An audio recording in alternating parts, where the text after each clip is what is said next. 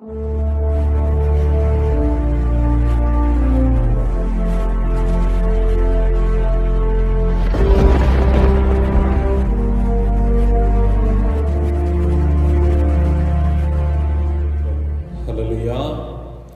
ప్రభు నామానికి స్తోత్రాలు. మరి ఈ శుక్రవారపు ఆన్లైన్ ఆరాధన ద్వారా కిడు వచ్చి తమ తమ గృహాలలో దేవుణ్ణి ఆరాధించటానికి సిద్ధపడిన ప్రతి ప్రియ సహోదరి సహోదరులకు, ప్రియ బిడ్డలందరికీ కూడా ప్రభు పేరిట నేను ప్రత్యేకమైన వందనంలో తెలియజేస్తున్నాను. సహోదరులారా, మీరందరూ క్షేమే కదా?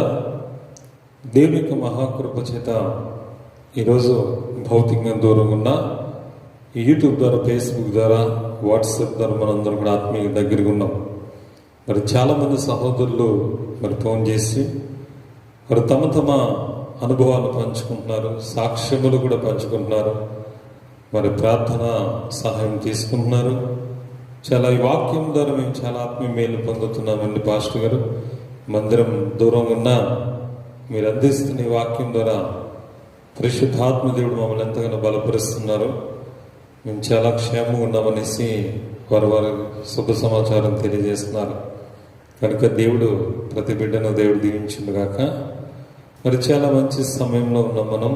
ఈరోజు శుక్రవారపు వాగ్దాన ఆరాధన కనుక మనం ఈ ఆరాధన మొదలు పెట్టుకుందాం. ఆలస్యం చేయొద్దు, ప్రార్థన చేసుకుందాం.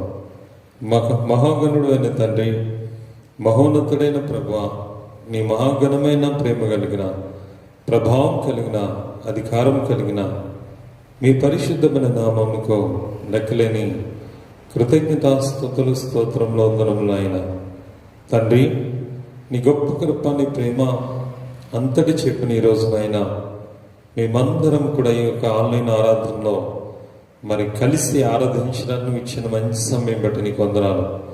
మీ అద్వితీయ కుమారుడు, మా రక్షకుడు యేసుక్రీస్తు రక్తం ద్వారా ఈరోజు జరుగుతున్న ఆరాధనకు మీ పరిశుద్ధాత్మ ఇక్కడ కావలి ఉంచి ఈ ప్రార్థనంతయు మీరు మహిమార్థం నడిపించమని ప్రార్థన చేస్తున్నాం.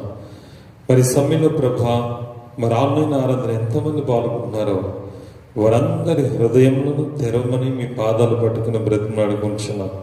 అయ్యా, ఈ కరోనా వైరస్ వల్ల, లాక్డౌన్ అవడం వల్ల మేమెవరూ కూడా ఈరోజు మందిరంలో ఆరాధించుకోలేని స్థితిలో ఉన్నాం. కానీ ప్రతి గృహము ఒక మందిరంగా మీరు మార్చినందుకు మీ స్తోత్రములు తండ్రి.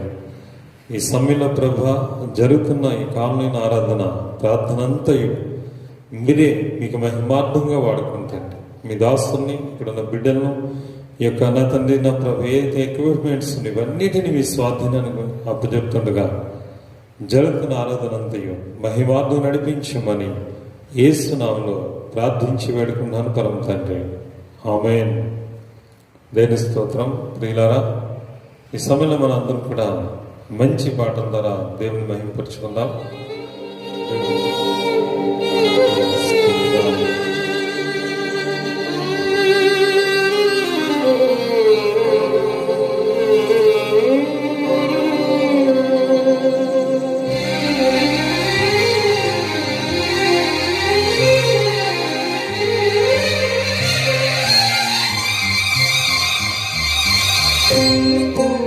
అందరూ దేవుని స్తుతించుకుందాం.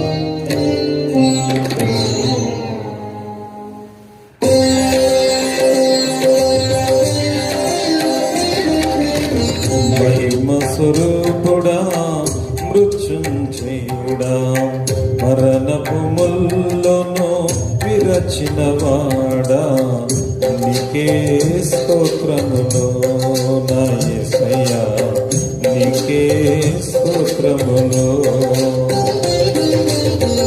నీకే స్తోత్రములు నా యేసయ్యా, నీకే స్తోత్రములు.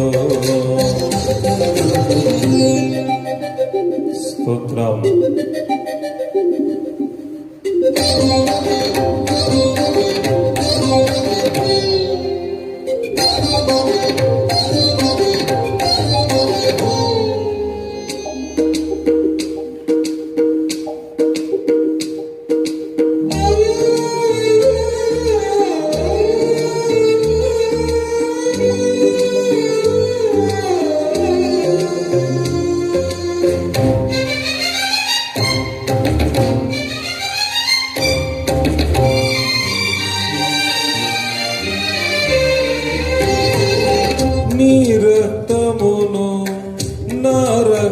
రక్షణకై బలియాగముగా అర్పించినావు. నీ గాయముల ద్వారా స్వస్థత నొంది ఆనందించేదా నీలో నేను. నీ గాయముల ద్వారా స్వస్థత నొంది ఆనందించేదా నీలో నేను. మహిమ స్వరూపుడా మృత్యుంజయుడా మరణపు ముల్లోను విరచిన వాడా నీకే స్తోత్రములు నా యేసయ్యా నీకే స్తోత్రములు నీకే స్తోత్రములు నా యేసయ్యా నీకే స్తోత్రములు.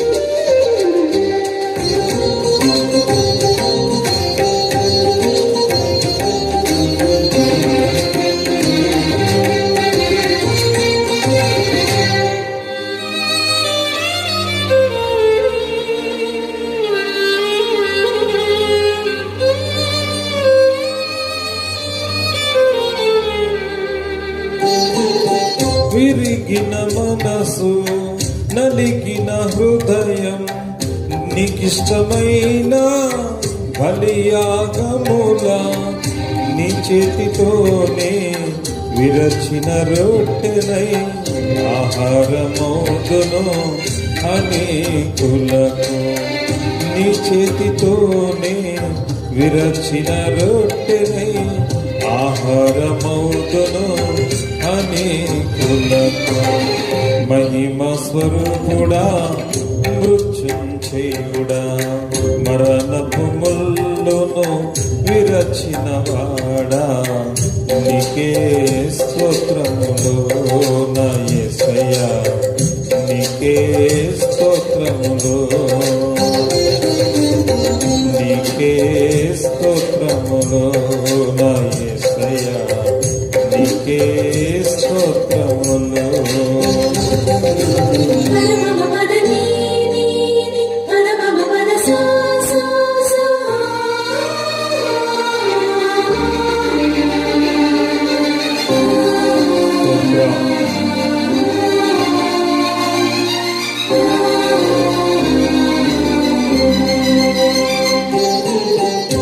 పరిశుద్ధాత్మ బలములు పొంది పరిపూర్ణమైన జ్యేష్ఠుల సంగమై సియోను రాజా నీ ముఖము చూడ ఆశతో నేను వేచియున్నాను. సియోను రాజా నీ ముఖము చూడ ఆశతో నేను వేచియున్నాను. మహిమ స్వరూపుడా మృత్యుంజయుడా మరణపు ముల్లోను విరచిన వాడా నీకే స్తోత్రములు నా యేసయ్యా నీకే స్తోత్రములు నీకే స్తోత్రములు నా యేసయ్యా నీకే స్తోత్రములు. స్తోత్రం హల్లెలూయా స్తోత్రం హల్లెలూయా. అవకాశం ఇచ్చిన దేవుడికి ఆత్మీయ తల్లిదండ్రులకు సంఘం తరపున వందనాలు.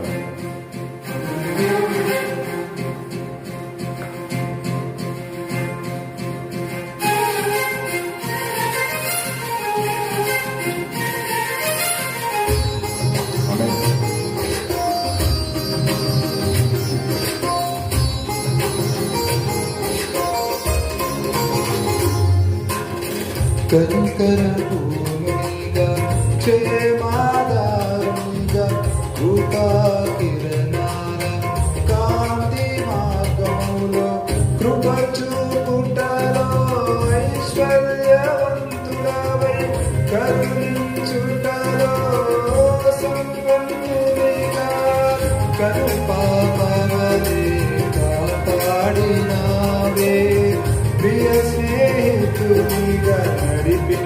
నడిపించినావే కను పాపవలే కాపాడినావే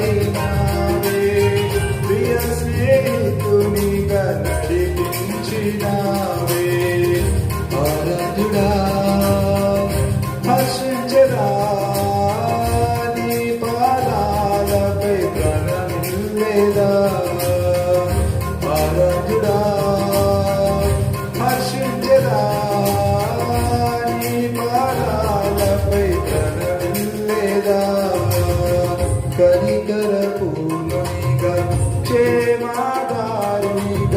కృపా కిరణాల కాంతి మార్గములో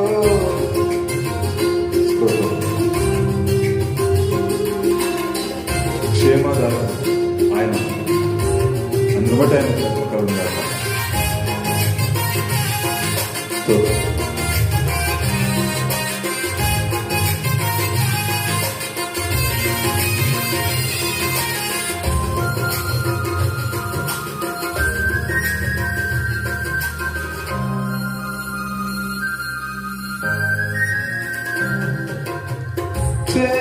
క్షేమాధారము నీవని తెలిపి కృపాక్షేమము నా వెంట నిలిపి క్షేమాధారము నీవని తెలిపి కృపాక్షేమము నా వెంట నిలిపి సురక్షితమగు నీ రెక్కలే నాకు ఆశ్రయముగా మార్చి సేదరిచితి సురక్షితమగు నీ రెక్కలే నాకు ఆశ్రయముగా మార్చి సేదరిచితివి ఉన్నతుడా మహోన్నతుడా ఉన్నత కృపలో నన్ను నిలిపినావే ఉన్నతుడా మహోన్నతుడా ఉన్నత కృపలో నన్ను నిలిపినావే కనికర పూర్ణిగా క్షేమాదారునిగా కృపా కిరణాల కాంతి మార్గములో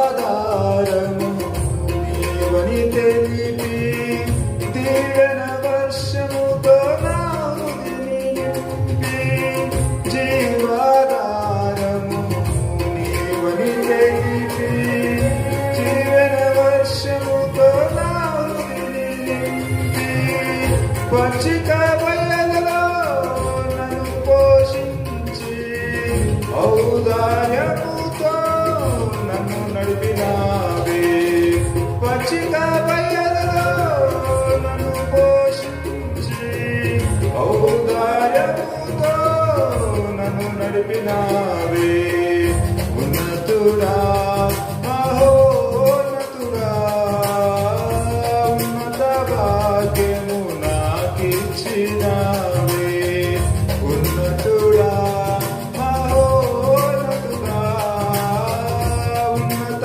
భాగ్యము నాకిచ్చినావే కనికర పూర్ణిగా క్షేమాదారునిగా కృపా కిరణాల కాంతి మార్గములో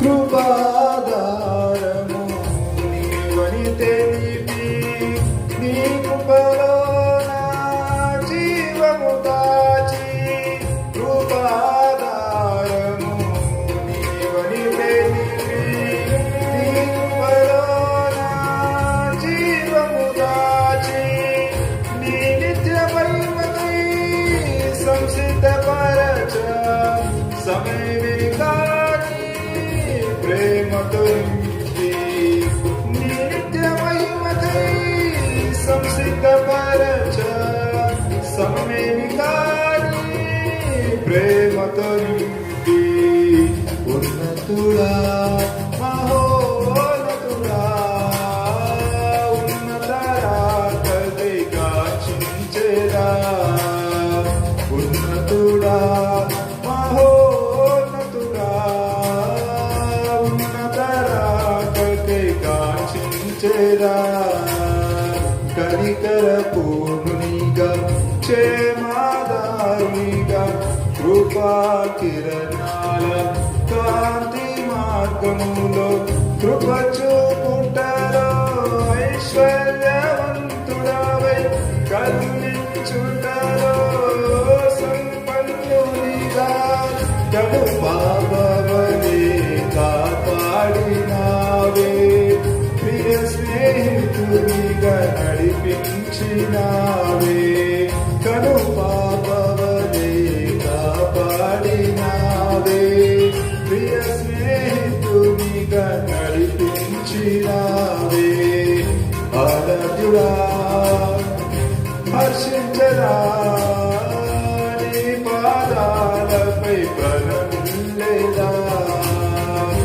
ఆరాధ్యుడా హర్షించరా నీ పాదాలపై ప్రణమిల్లేదా కనికర పూర్ణునిగా క్షేమాదారునిగా కృపా కిరణాల కాంతి మార్గములో ప్రభు నామానికి స్తోత్రాలు. దేవుని యొక్క మహా గొప్ప కృపను బట్టి ఇంతవరకు కూడా మరి చక్కటి పాటల ద్వారా దేవుని మహింపరుచుకున్నాం. మరి ఈ సమయంలో మరి సాక్షాత్మైన సమయము, మరి సాక్ష్యముల కొరకు మరి నేను రిక్వెస్ట్ చేసినప్పుడు అందరూ స్పందించి చక్కటి సాక్ష్యాలు పంపించారు. మరి ఫోన్లో కూడా చెప్పారు. గనుక మనం సాక్షాత్మైన సమయంలోకి వెళ్ళడం ముందుగా సహోదరులు మరి సునీల్ కుమార్ గారు మరి దీవెని గారి సాక్ష్యము, వారి సాక్ష్యాన్ని మరి వారు రాలేని స్థితిలో ఉన్నారు కనుక వారి విషయాన్ని వారి తరపున మరి సాక్ష్యాన్ని నేను పంచుకుంటున్నాను ఆన్లైన్ ద్వారా. వారు చెప్పిన సాక్ష్యం ఏంటంటే, మొన్న 12వ తారీఖు మిడ్ నైట్ వాళ్ళ కుమారుడు జాన్ నికోలస్ బాబుకి సడన్గా రాత్రి నుంచి మరి వాంతులు మరి విరేచనాలు అంటే మోషన్స్ పట్టుకుని చాలా డల్ అయిపోయాడు బాబు. పొద్దుడేటప్పటికి మరి చిన్న బాబు, మరి చిన్న వయసు కనుక 10 సంవత్సరాల బాబు కనుక చాలా డల్ అయిపోవడం జరిగింది. అయితే ఆ సమయంలో వారికి ఏం చేయాలో తెలియలేదు. ఏదో పొద్దుట ఒక చిన్న ట్యాబ్లెట్ దొరికితే వేశారు, కానీ వెంటనే నాకు కాల్ చేశారు.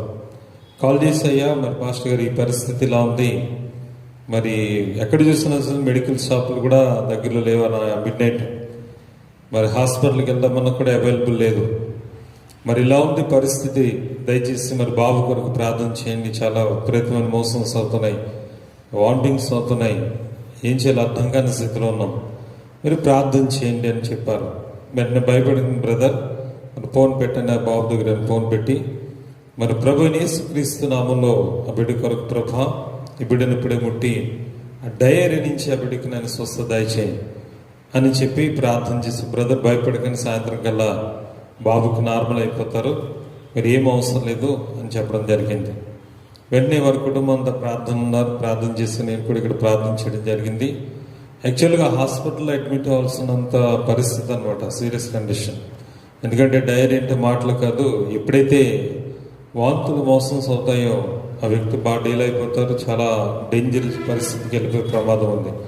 కానీ ఏ పరిస్థితి లేకుండా దేవుడు మహాకృపను బట్టి సాయంత్రం కల్లా మరి దైవజన్ యొక్క మాటను దేవుడు నెరవేర్చి ప్రభు తన మహాకృప చేత బాబు జామి కలుసును స్వస్థపరిచారు.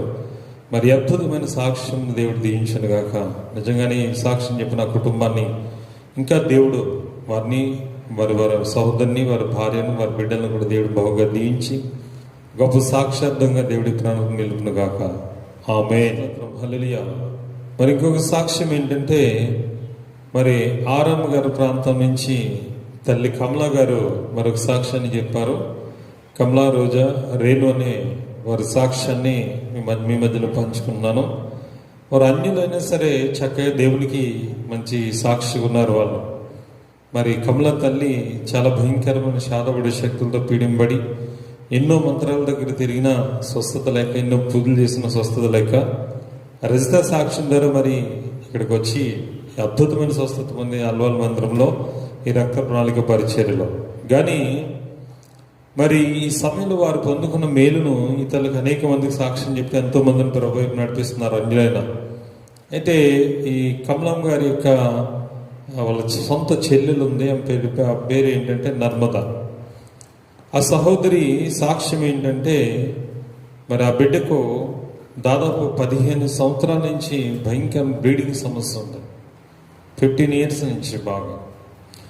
ఈ 15 సంవత్సరాల నుంచి ఆ బ్లీడింగ్ వల్ల ఆవిడ ఎలా అయిపోయిందంటే ఒక స్కెల్టన్ లాగా అయిపోయింది. సన్నగా పాపం ఒక స్కెల్టన్ లాగా అయిపోయింది.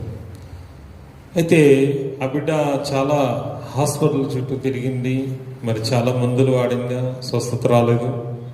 మరి చాలా సంవత్సరాల నుంచి మొక్కన దేవుడు లేడు, మరి తిరిగిన గుడి లేదు.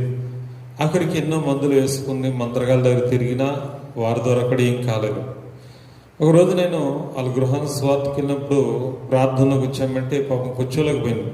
ఆమెకి ఇష్టం లేదు, బలవంతంగా లేచి వెళ్ళిపోవడం జరిగింది. అయితే ఈ మధ్యలో సమస్య బాగా ఎక్కువైపోయింది. మరి సోదరు కమల గారు, రోజా, రేణు ఆ బిడ్డలు మరి వారికి చెప్పి, అమ్మాలకు కాదు, మేమెంత విడుదల పొందాం, యేసు ప్రభు నిజమైన దేవుడు, ఇన్ని దేవుడు మొక్కవు కదా, ఒకసారి ఇదిగో యేసు రక్తం ఇస్తాం, నువ్వు తీసుకో, తాగు, ఒకసారి ప్రార్థన చేసుకో, ఖచ్చితంగా నీకు తగ్గిపోద్దని వీరు నమ్మి ఆ యేసు రక్తాన్ని వారికి ఆ నర్మదన్న సహోదరికి ఇవ్వడం జరిగింది. కమలమ్మ గారి యొక్క సొంత చెల్లెలు ఆవిడ. అయితే ఆమె ఇష్టంగానే ఏదో నమ్మి తీసి ఇన్ని చేస్తాం కదా, సరే తీసుకుందామని ఎప్పుడైతే ఆ యేసు రక్తం తీసుకుందో 15 సంవత్సరాల భయంకరమైన బ్లీడింగ్ సమస్యని తెల్లారేడుకు నార్మల్ అయిపోయింది. హల్లెలూయా. ఎంత అద్భుతం చూడండి. బైబిల్ గ్రంథంలో 12 సంవత్సరాల నుంచి రక్తస్రావం గల స్త్రీ వస్త్రభయం ముట్టి స్వస్థత పొందింది. కానీ ఈమె సంవత్సరం 15 సంవత్సరాలు అంట, మాటలు కాదు.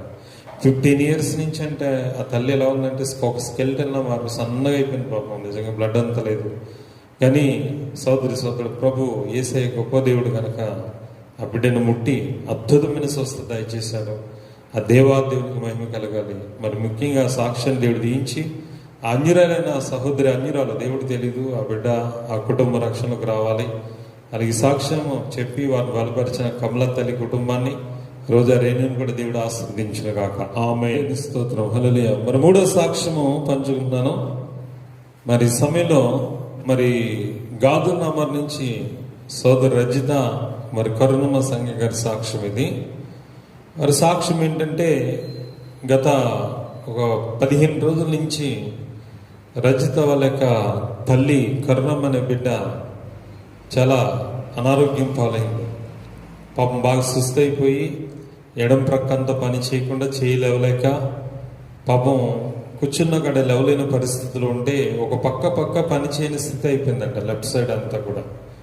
అయితే ఆ సమయంలో వారు ఏం చేశారు, ఫోన్ చేశారు, పాస్టర్ గారు ఈ పరిస్థితి ఇలా ఉంది, ఏం చేయమంటారంటే, భయపడకనమ్మా ఫోన్ పెట్టండి అనేసి ఫోన్ పెట్టి యేసునామములో ఆ బిడ్డ ప్రార్థన చేసి, ప్రభా తన బిడ్డను ఇప్పుడు ముట్టండి, లేవనెత్తండి, ఆ చేయి మంచిగా రావాలి, ఆ నొప్పి తగ్గిపోయి ఆ సైడ్ అంతా మళ్ళీ తిరిగి యాక్టివేట్ అవ్వాలి ప్రభువును ప్రార్థన చేయడం జరిగింది. వెంటనే ఒక మాట చెప్పాను, యేసు రక్తం తాగడమే కాకుండా ఆ ప్రాంతంలో అప్లై చేసుకోమని చెప్పడం జరిగింది. ఎప్పుడైతే మరి వారు అలా చెప్పిన రీతిగా ప్రార్థన చేసుకుని ఆ యేసు రక్తం అప్లై చేసుకున్నారో, తెల్లారేపటికి మళ్ళా చెయ్యి ఆ యొక్క లెఫ్ట్ సైడ్ అంతా కూడా తిరిగి వర్క్ చేయడం మొదలైంది. దేవునికి స్తోత్రం. హల్లెలూయా. వారు కూడా ఈ యొక్క సంతోషమైన సాక్ష్యాన్ని ఫోన్ చేసి మరి యూట్యూబ్లో పంచుకోమని చెప్పారు సంఘంతో. గనుక ఈ సాక్ష్యం కూడా దేవుడు బాగా దీవించాలి. వారి కుటుంబాన్ని, సంఘ గారిని, వాళ్ళ కరుణమ్మను, అలా రజితాను వారి కుటుంబస్తులందరూ దేవుడు దీవించును గాక. ఆమేన్. సాక్ష్యాలు ముగింపడ్డాయి. సోదరి సోదరుడా, ఇంతవరకు కూడా చక్కటి పాటలు, మరి సాక్ష్యం ద్వారా దేవుని మహిమపరిచాం. ఈ సమయంలో దేవుడు మనతో మాట్లాడే సమయం. మనందరూ కూడా వాక్యం గురించి సిద్ధపడదాం. దేవుని స్తోత్రం. హల్లెలూయా. దేవుని యొక్క మహా గొప్ప కృప, ఆయన ప్రేమ చెప్పిన మరి ఇంతవరకు మరి చక్కగా దేవుని ఆరాధించుకున్నాం. పాటల ద్వారా కానీ సాక్ష్యాల ద్వారా కానీ మరి దేవుని ఎంతగానో స్తుతించుకున్నాం.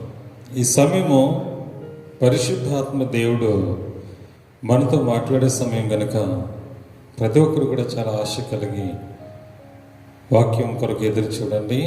దయచేసి పరిశుద్ధ గ్రంథం తీసుకొని మీరు మీ మొబైల్లో కానీ వాట్సాప్ మరి ల్యాప్టాప్ కానీ కంప్యూటర్ కానీ టీవీ కనెక్ట్ చేస్తుంది కానీ ఏ విధంగానే సరే ఆన్లైన్ ఆరాధన అంటే మీరు మందిరం, మీ ఇల్లే మందిరం, మనందరం కూడా ఆయా ప్రాంతాల దూరంగా కలిసి ఆరాధించాలి. సమయం పాలన చాలా ముఖ్యమైనది. దయచేసి ఈ సమయంలో వాక్యంలోకి వెళ్దాం. కీర్తన గ్రంథము 118 అధ్యాయము 22 వచనం ఒకసారి మనం చదువుకుందాం. కీర్తన గ్రంథము 118 అధ్యాయము 22 వచనం. ఇల్లు కట్టువారు నిషేధించిన రాయి మూలకు తలరాయి అయిను. అది యెహోవా వలన కలిగిన అది మన కన్నులకు ఆశ్చర్యము. చిన్న ప్రార్థన చేసుకుందాం. మహాగణుడు అయిన తండ్రి, మహోన్నతుడైన ప్రభా, నీ ఘనమైన నామమునికి స్తోత్రాలు యేసురాజా. ఈరోజు నేను శుక్రవారపు వాగ్బంధన ప్రార్థన బట్టి మీ దాసులు నాయనకి నిలబడుతున్న సమయంలో మీ పరిశుద్ధాత్మని ఇక్కడ ఉంచి నేను మీ వాక్యుల ద్వారా నాతో, మాతో, మా అందరితో కూడా మీరే మాట్లాడమని యేసు నామములో ప్రార్థించి వేడుకుంటున్నాను పరమ తండ్రి. ఆమేన్. ఆమేన్. మరలా చదవండి. ఇల్లు కట్టువారు నిషేధించిన రాయి మూలకు తలరాయి ఆయను. అది యెహోవా వలన కలిగినది. అది మన కన్నులకు ఆశ్చర్యము. దేవుడు ఈరోజు మనతో మాట్లాడబోయే అంశం ఏంటంటే నిషేధింపబడిన రాయి, మూలకు తలరాయి. దేవుడు మనతో మాట్లాడబడే అంశం ఏంటంటే నిషేధింపబడే రాయి మూలకు తలరాయి ఎలా అయింది? ఇది యెహోవానే కలుగును, ఇది మన కన్నులకు ఆశ్చర్యము. నిషేధింపబడిన రాయి అనే అర్థం ఏంటంటే, ఉదాహరణకి మీకు అర్థం కావాలని చెప్తున్నాను. మన మేస్త్రులు ఇల్లు కడుతున్నారు. ఇల్లు కడుతుంటే అందులో వారికి ఏం కావాలి? ఇటుక, సిమెంటు, కంకర, లేకపోతే ఇంకా అనేక రకాల మెటీరియల్ వాళ్ళకి కావాలి. అందులో మరి మంచి ఇటుకలు వస్తాయి, కొన్ని ముక్కలు వస్తాయి, కొన్ని వంకర టింకరగా వస్తాయి. మ్యానుఫ్యాక్చరింగ్లో కానీ తయారు చేసే విషయంలో కానీ కొన్ని సరిగా రావు. అందులో మంచి ఇటుకలను తీసుకుని బాగా పేరుస్తారు, కానీ ఈ పనికిరాని ముక్కలన్నీ కూడా పక్కకు పడేస్తుంటారు. పక్కకు పడేసి వాటిని పక్కకు పడేసినప్పుడు పని వాళ్ళు వాటిని తీసి దూరంగా వేసేస్తారు. కానీ ఒక్కొక్కసారి ఒక చిన్న రాయి అక్కడ పెట్టవలసి వస్తుంది. పైగా అది మూల ఆ రాయి ఉంటేనే కానీ అక్కడ ఆ ఇటుక రాయి అక్కడ ఉంటేనే కానీ అది ఆ ఇల్లు నిర్మాణం కంప్లీట్ కాదు. అప్పుడు ఏం చేస్తారంటే ఈ పనికిరాదు అని పడేసిన రాయి అప్పుడు అవసరం అవుతుంది. ఆ పని పూర్తి అవ్వాలంటే ఇటుకలన్నీ అయిపోయి ఇంకా అది కంపల్సరీ వాడాలి దాన్ని. అప్పుడు దాన్ని ఏం చేస్తారంటే ఆ తాపి మేస్త్రి దాన్ని తీసుకుని దాని చేతిలో ఉన్న తాపి తీసుకుని దాన్ని చెక్కుతాడు. ఆ ఇటుకని చెక్కి దాన్ని అక్కడ ఎంతవరకు అక్కడ అవసరమో దాన్ని అందంగా మలిచి దాన్ని సేఫ్ తీసుకొచ్చింది ఆ ఇటుకని అట్లా పెట్టి అప్పుడు దానికి సిమెంట్ మాలు పెట్టి దాన్ని అక్కడ క్లోజ్ చేస్తారు. అక్కడ గోడ తయారైపోద్ది అనమాట. అంటే పనికిరాదు అని పడేసిన రాయి సడన్గా మూలరాయి అయిపోద్ది అనమాట. ఇది ప్రభు చెప్పారు. నిజంగానే సోదరి సోదరుడా, ఈ లోకంలో మనం నిషేధింపబడిన వారుగానే ఉన్నాం. ఈరోజు మన జీవితాలన్నీ కూడా నిషేధింపబడిన స్థితి. మనం ఈరోజు కుటుంబంతో నిషేధింపబడ్డాం, అయిన వాళ్ళతో నిషేధింపబడ్డాం, బయట వాళ్ళతో నిషేధింపబడ్డాం, కాని వాళ్ళతో నిషేధింపబడ్డాం. ప్రభు యేసుక్రీస్తు వారు కూడా ఈ లోకంలోకి వచ్చినప్పుడు ఆయన కూడా నిషేధించారు. కానీ ఈరోజు యేసు ప్రభువే తలకు మూలరాయిగా ములకు తలరాయిగా మారిపోయారు ఆయన. ఈరోజు నిన్ను నన్ను కూడా ఆయన, ఎవరైతే నువ్వు పనికిరావు, నీ వేస్ట్, నీ జీవితం వ్యర్థం, నీ జీవితం ఇంతే, నీ బ్రతుకు ఇంతే, నీ బ్రతుకు పనికిరాదు, నీ బ్రతుకు బాగుపడదు, లేకపోతే నీ బ్రతుకులో ముందుకు రాలేవు అనేసి ఎన్ని ఇబ్బందులు, అంటే ఎన్ని దూషణలు, నిందలు, శోధనలు అనుభవిస్తూ ఉంటారో. నిజంగానే చెప్తున్నాను సోదరుడా, వారందరూ కూడా నిషేధింపబడిన రాయి లాంటి వారే. కానీ దేవుడి ఈరోజు ఈ వాక్యం ద్వారా వారిని మూలకు తలరాయిగా మార్చేయబోతున్నాడు. హల్లెలూయా. ఎట్లా మార్చబోతున్నాడు దేవుడు అంటే, మూలకు తలరాయిగా దేవుడు మనల్ని మార్చబోతున్నాడు అనమాట. మనం అందరం కూడా ఒకటి రాయిలా మారాలి. రాయి అంటే బండ, అంటే అది కదలదో మెదలదో. పొట్టయితే గాలికి ఎగిరిపోతాయి. ఇప్పుడు అక్కడ కీర్తన గ్రంథం 1వ అధ్యాయంలో దుష్టుల గురించి ఉంటుంది. దుష్టులు ఎలా ఉంటారంటే గాలికి చెదరగొట్టు పొట్టు వాళ్ళే ఉంటారు అని అందు వాక్యం. దేని స్తోత్రం. అయితే నీతిమంతులు అయితే మాత్రం దేవుని మందిరం నాటబడి వారు తెలుతారు. మనము రాయిలా ఉండాలి. రాయిలా అంటే స్థిరముగా ఉండాలి. అంటే ఆ బండ లాంటి విశ్వాసము, స్థిరమైన విశ్వాసం కలిగి ప్రభు నిన్ను నన్ను ఒక రాయిలా మార్చాలనుకుంటున్నాను. రాయిలా అంటే కదలని విశ్వాసం కలిగిన స్థితిలో ఒక బండగా మార్చాలనుకుంటున్నాను. ఎందుకు దేవుడు నిన్ను బండగా మార్చాలనుకుంటున్నాడు అన్నది ఒక వాక్యం ద్వారా మనం గమనిద్దాం. మత్తయి సువార్తలో 16వ అధ్యాయంలో 13వ వచనం చూద్దాం. మత్తయి సువార్త 16వ అధ్యాయము 13వ వచనం నుంచి. యేసు ఫిలిప్పుదైన కైసరయ్య ప్రాంతంలోకి వచ్చి మనుష్య కుమారుడు ఎవడని జనులు చెప్పుకొనిచున్నారని తన శిష్యులను అడగగా, వారు కొందరు బాప్తిసం ఇచ్చి యోహానని, కొందరు ఏలియాని, కొందరు ఇర్మియాని, లేక ప్రవక్తలలో ఒకడని చెప్పుకొనిచున్నారని. అందుకైన మీరైతే నేను ఎవడని చెప్పుకొనిచున్నారని వారిని అడిగాను. సీమోను పేతురు, నీవు సజీవుడవు దేవుని కుమారుడు అని క్రీస్తు అని చెప్పాడు. దేవుని స్తోత్రం. హల్లెలూయా. ఒకరోజు యేసు ప్రభు తన శిష్యులను 12 మందిని పిలిచి తన గురించి అందరూ ఏమనుకుంటున్నారు, ప్రజలందరూ ఏమనుకుంటున్నారు. ఇప్పుడు యేసు ప్రభు వారి ద్వారా భూలోకానికి వచ్చినప్పుడు ఎన్నో కార్యాలు జరుగుతున్నాయి. గుడ్డి వాళ్ళు చూస్తున్నారు, గుంటు వాళ్ళు నడుస్తున్నారు, మూగవారు మాట్లాడుతున్నారు, చనిపోయిన వాళ్ళు లేపబడుతున్నారు, అద్భుతాలు జరుగుతున్నాయి, గొప్ప అద్భుతమైన సువార్త జరుగుతుంది. ఈ పరలోకం గురించి, పొరుగు వారి మీద ఉన్న ప్రేమ గురించి ప్రభు చాలా చక్కటి వాక్యాన్ని ఆయన ప్రకటన చేస్తున్నాడు. ఎంతోమంది రక్షణకు వస్తున్నారు సోదరులు. అయితే అక్కడ చూస్తే నా గురించి ప్రజలందరూ ఏమనుకున్నారంటే, ప్రభాని గురించి కొందరు బాప్తిస్మం ఇచ్చి యోహాను మళ్ళా పుట్టాడు అన్నారు, బాప్తిస్మం ఇచ్చి యోహాను నీ రూపంలో వచ్చాడు అన్నారు. కొందరేమో ఏలియా వచ్చాడు అన్నారు. బాప్తిస్మం ఇచ్చి యోహాను, ఎందుకంటే నేను బాప్తిసాలు ఇస్తున్నారు ప్రభు గారు కూడా బాప్తిస్మం ఇచ్చి యోహాను, అందుకు బాప్తిస్మం ఇచ్చి యోహాను అంటున్నారు. కొంతమంది ఏలియా ఎందుకు, ఏలియా కూడా చనిపోయిన వారిని ఎదురాలు కొమ్మను బ్రతికించాడు, ఈయన కూడా బ్రతికిస్తున్నాడు అన్నాడు. కొంతమంది ఇర్మియా చక్కటి సువార్త ప్రకటించి సిద్కియా కాలంలో రాబో ఉగ్రత గురించి, మరి బబులోను సామ్రాజ్యం యొక్క మరి దాడి చేయడం, ఇజ్రాయెల్ బానిసత్వం గురించి ప్రవచించిన ప్రవక్త. నేను ఒక ప్రవక్తగానే చెప్తున్నారు. అయితే ఈ చెప్పిన ముగ్గురు వ్యక్తులు ఎవరు కూడా దేవుళ్ళు కాదు, వారిలో దైవత్వం కాదు. దైవత్వం అంటే దైవాత్మ కలిగిన వారు కానీ కేవలం మనుషులు, ప్రవక్తలు వారు. యోహాను గారు కానీ, ఏలియా కానీ, అలాగే చూస్తే ఇర్మియా కానీ దేవుని ఆత్మ కలిగిన వాళ్ళు. అయితే వాళ్ళెవరు మనుషులే, వాళ్ళందరూ మనుషులే. మిగతా ఇర్మియా చూస్తే అక్కడ ఏలియా పరలోకానికి ఎత్తడు, యోహాను చనిపోయాడు, హతసాక్షి అయ్యాడు. మరి ఇర్మియా కూడా భౌతికంగానే చనిపోయినది, కానీ ఏలియా పరలోకానికి ఎత్తపడ్డాడు. యేసుక్రీస్తు ఎలా అయితే శరీరంతో ఎత్తపడ్డారో, ఆత్మీయ శరీరంతో, ఆయన భౌతిక శరీరంతో ఎత్తపడ్డారు ఆయన. అయితే మరి మీరైతే నా గురించి ఏమనుకుంటున్నారు అని అడిగారు.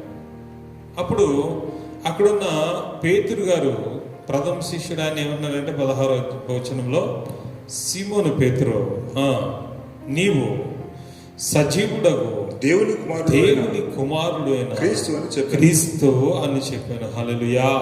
ఏమన్నానంటే, ప్రభా నువ్వు ఎవరు అంటే సజీవుడగు దేవుడి కుమారుడు అయిన క్రీస్తువు అనగా యేసు క్రీస్తువు అని అన్నాడు. యేసు క్రీస్తు అన్న మాటకు అర్థం ఏంటంటే, యేసు అనగా రక్షించడానికి, ద సేవియర్, రక్షకుడు. క్రీస్తు అనగా అభిషేకుడు, అంటే రక్షించడానికి అభిషేకింపబడి వచ్చినవాడు అని అర్థం. యేసుక్రీస్తు అని అర్థం, పేరుకి అర్థం ఏంటంటే రక్షించడానికి అభిషేకింపబడిన వాడు అని అర్థం. దాని ఆ మాటకు అర్థం అనమాట. అయితే వెంటనే సజీవుడు దేవుని కుమారుడు అయిన క్రీస్తువు నువ్వు అని చెప్పారో వెంటనే ప్రభు వారు చాలా సంతోషపడి ఒక మాట అంటున్నారు. అందుకు యేసు సీమోను బరయోనా నీవు ధన్యుడు పరలోకమందున నా తండ్రి ఈ సంగతి నీకు బయలుపరిచిన గాని నరులు నీకు బయలుపరచలేదు. మరియు నీవు పేతురువు ఈ బండ మీద నా సంఘమును కట్టుదును. పాతాళలోక ద్వారములు దాని ఎదుట నిలవనేరవని నేను నీతో చెప్పుచున్నాను. హల్లెలూయా. వెంటనే యేసు ప్రభువారు సంతోషపడి నీవు పేతురువు అన్నారు. పేతురు అన్న మాటకు అర్థం వేసింది ఏంటది? రాయి, శబ్దమునకు రాయి అని అర్థం వస్తుంది అనమాట. యాక్చువల్గా ఆయన పేరు ఏంటంటే సీమోన్ అన్న మాటకు అర్థం ఏంటంటే గాలికి చెదరగొట్టబట్టు పొట్టు అని అర్థం. కానీ పేతురు అన్న మాటకు అర్థం ఏంటంటే రాయి అని అర్థం. అక్కడ పేరు చేంజ్ చేసేసాడు దేవుడు. అప్పటిదాకా సీమోన్ ఆయన పేరు. సీమోను నీవు పేతురువు అన్నాడు. అంటే అక్కడంటే రాయి, పేతురు అన్న మాటకి ఏంటంటే అర్థం రాయివి, నీవు రాయి లాంటి వాడివి. రాయి లాంటి మనసు అంటారు కదా, రాయివి నువ్వు అంటున్నాడు. పైగా నీ బండ మీద, అంటే ఈ బండ మీద నా సంఘమును కట్టుదును. హల్లెలూయా. ఏమన్నాడు దేవుడు అక్కడ? వెంటనే యేసు ప్రభువు నువ్వు రాయి లాంటి వాడివి, ఇక నుంచి నీ పేరు రాయి మార్చేశాను. సీమోన్ అన్న పేరు కాదు నీ పేరు. సీమోన్ అన్న పేరుకు పొట్టు, గాలికి చెదరగొట్టబడి పొట్టు. కానీ ఇదిగో నీక నుంచి నీ పేరు రాయి లాంటి వాడు, అంటే స్థిరంగా ఉంటావు. పైగా నా సంఘము, మొట్టమొదటి సంఘము నీ మీదనే కడతాను. హల్లెలూయా. నీ ద్వారానే కడతాను. అంటే నీ బండ, నీ పేతురు అనే బండవు, ఆ బండ మీద నా సంఘమును కట్టుదును. హల్లెలూయా అని చెప్పి అంటున్నాడు ఆయన. ఇదిగో పరలోక రాజ్యం యొక్క తాళపు చెవులు నీకు ఇచ్చేదను. నీవు భూలోకంలో దేనిని బంధిస్తావు అది పరలోకమందు బంధింపబడును. భూలోకమందు దేని అది పరలోకమందును విప్పబడునని చెప్పింది. దేని స్తోత్రం. హల్లెలూయా.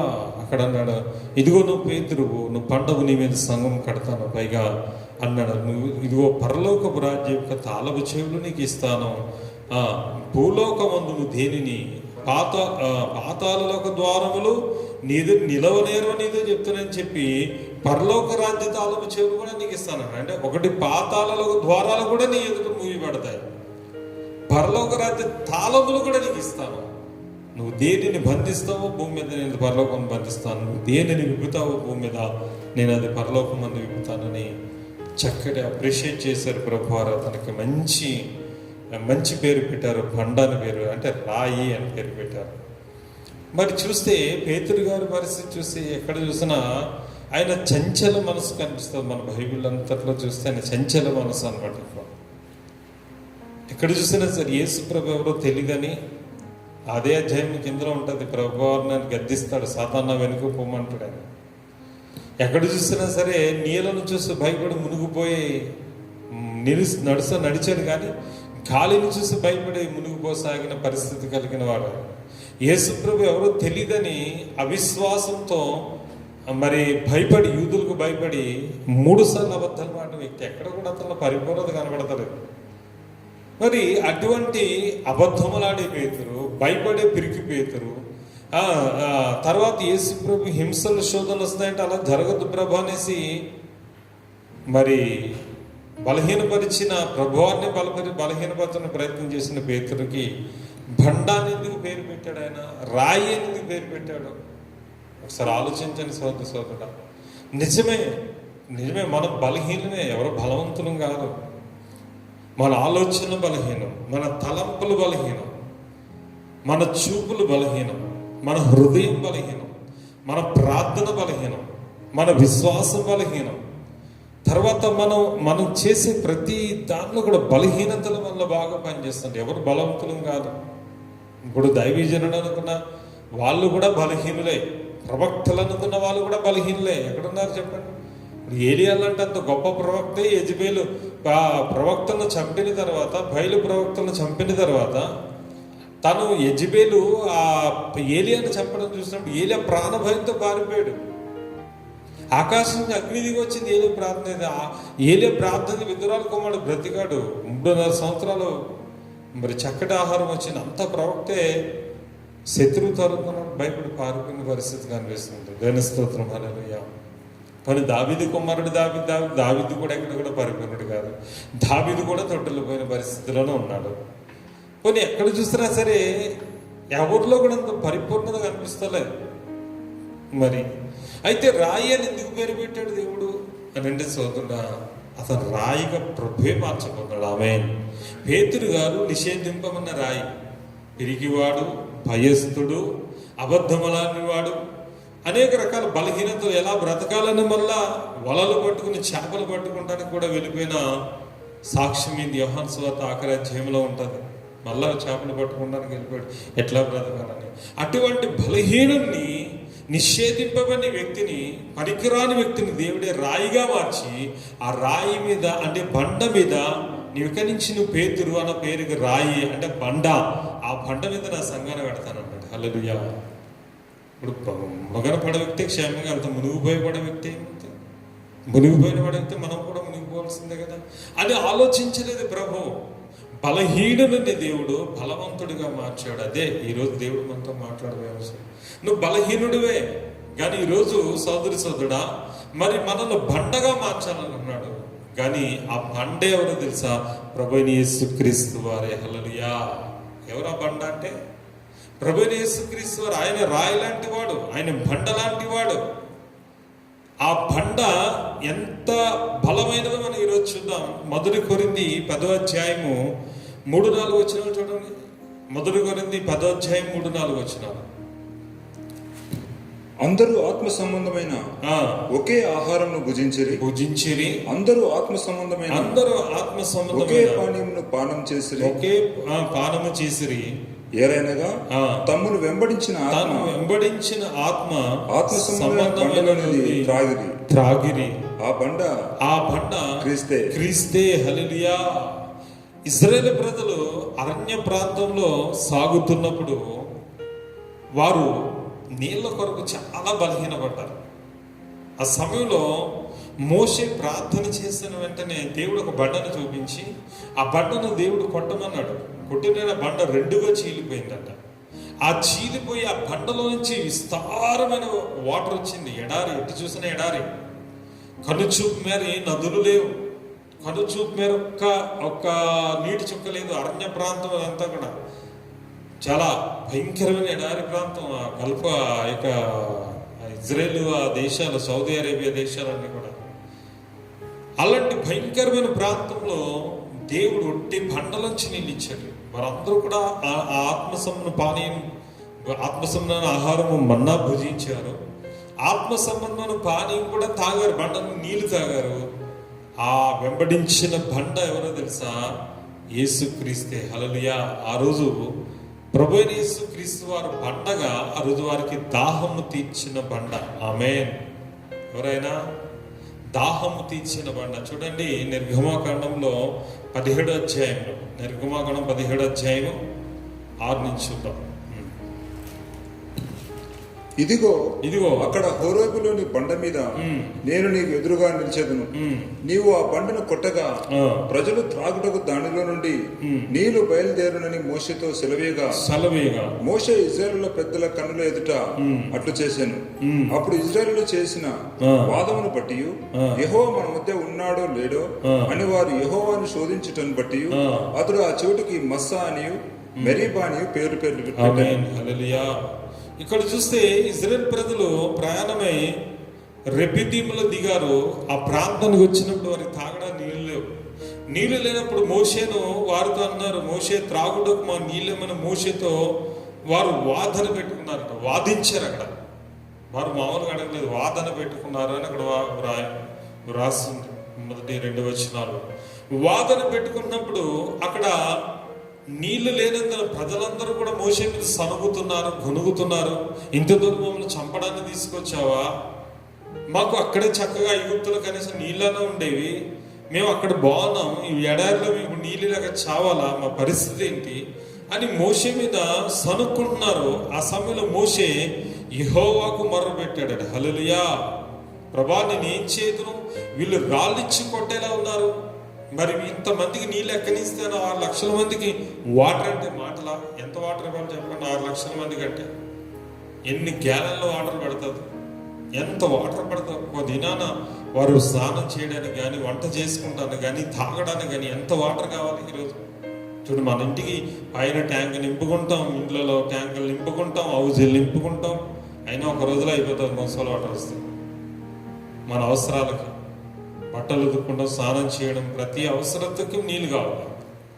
కానీ సమయంలో ఏం చేయాలి తెలియక ప్రభుకు మొర్రపెట్టినప్పుడు దేవుడు ఏమంటున్నాడంటే, ఇదిగో హోరేబులో ఒక బండను నేను చూపిస్తున్నాను, ఆ బండ మీద ఎదురుగా నిలిచి నువ్వు ఆ బండను కొట్టు, ఆ బండలో నుంచి నీళ్లు బయలుదేరని మోషేతో సెలవుగా మోషే ఇజ్రాయేల్ ప్రజలు ఎదుట అట్లు చేశాను. వెళ్ళి ఏం చేశాడంటే, దేవుడు చూపించిన బండ, అప్పటిదాకా బండ లేదో మరి ఉందో తెలియదు, అక్కడ ఒక బండను, ఆ బండ చూస్తే చీలిపోయింది. బండ 2గా చీలడం అంటే మాటలు కాదు. దేనైనా చీల బండ ముక్కలు అయిపోద్దేమో కానీ 2గా చీలదు బండ. అక్కడికి వెళ్ళి మోషే తన చేతి కడతా బండను ఇట్లా కొట్టాడంతే, ఆ 2గా చీలి ఆ బండలో నుంచి విస్తారమైన వాటర్ వచ్చిందట. ఆ వాటర్ ఒట్టి రాయిలోంచి వచ్చింది. అక్కడ ఎక్కడ కూడా ప్రవాహాలు లేవు. ఆ ఒట్టి రాయిలోంచి వచ్చిన ఆ బండ ఎవరో తెలుసా? యేసుక్రీస్తు వారు ఆ రోజు బండలా ఉండి దాహము తీర్చిన బండ. హల్లెలూయా. సోదరి సోదరా, నిషేధింపబడిన రాయివి నువ్వు, కానీ ఈరోజు దేవుడు తలకు మూలరాయిగా నిన్ను చేయాలని ఆశపడుతున్నాడు, పునాది రాతిగా చేయాలని ఆశపడుతున్నాడు. ఈరోజు మన పక్షంగా నిలబడే బండ ఉన్నాడు, ఆ ప్రభువే బండ.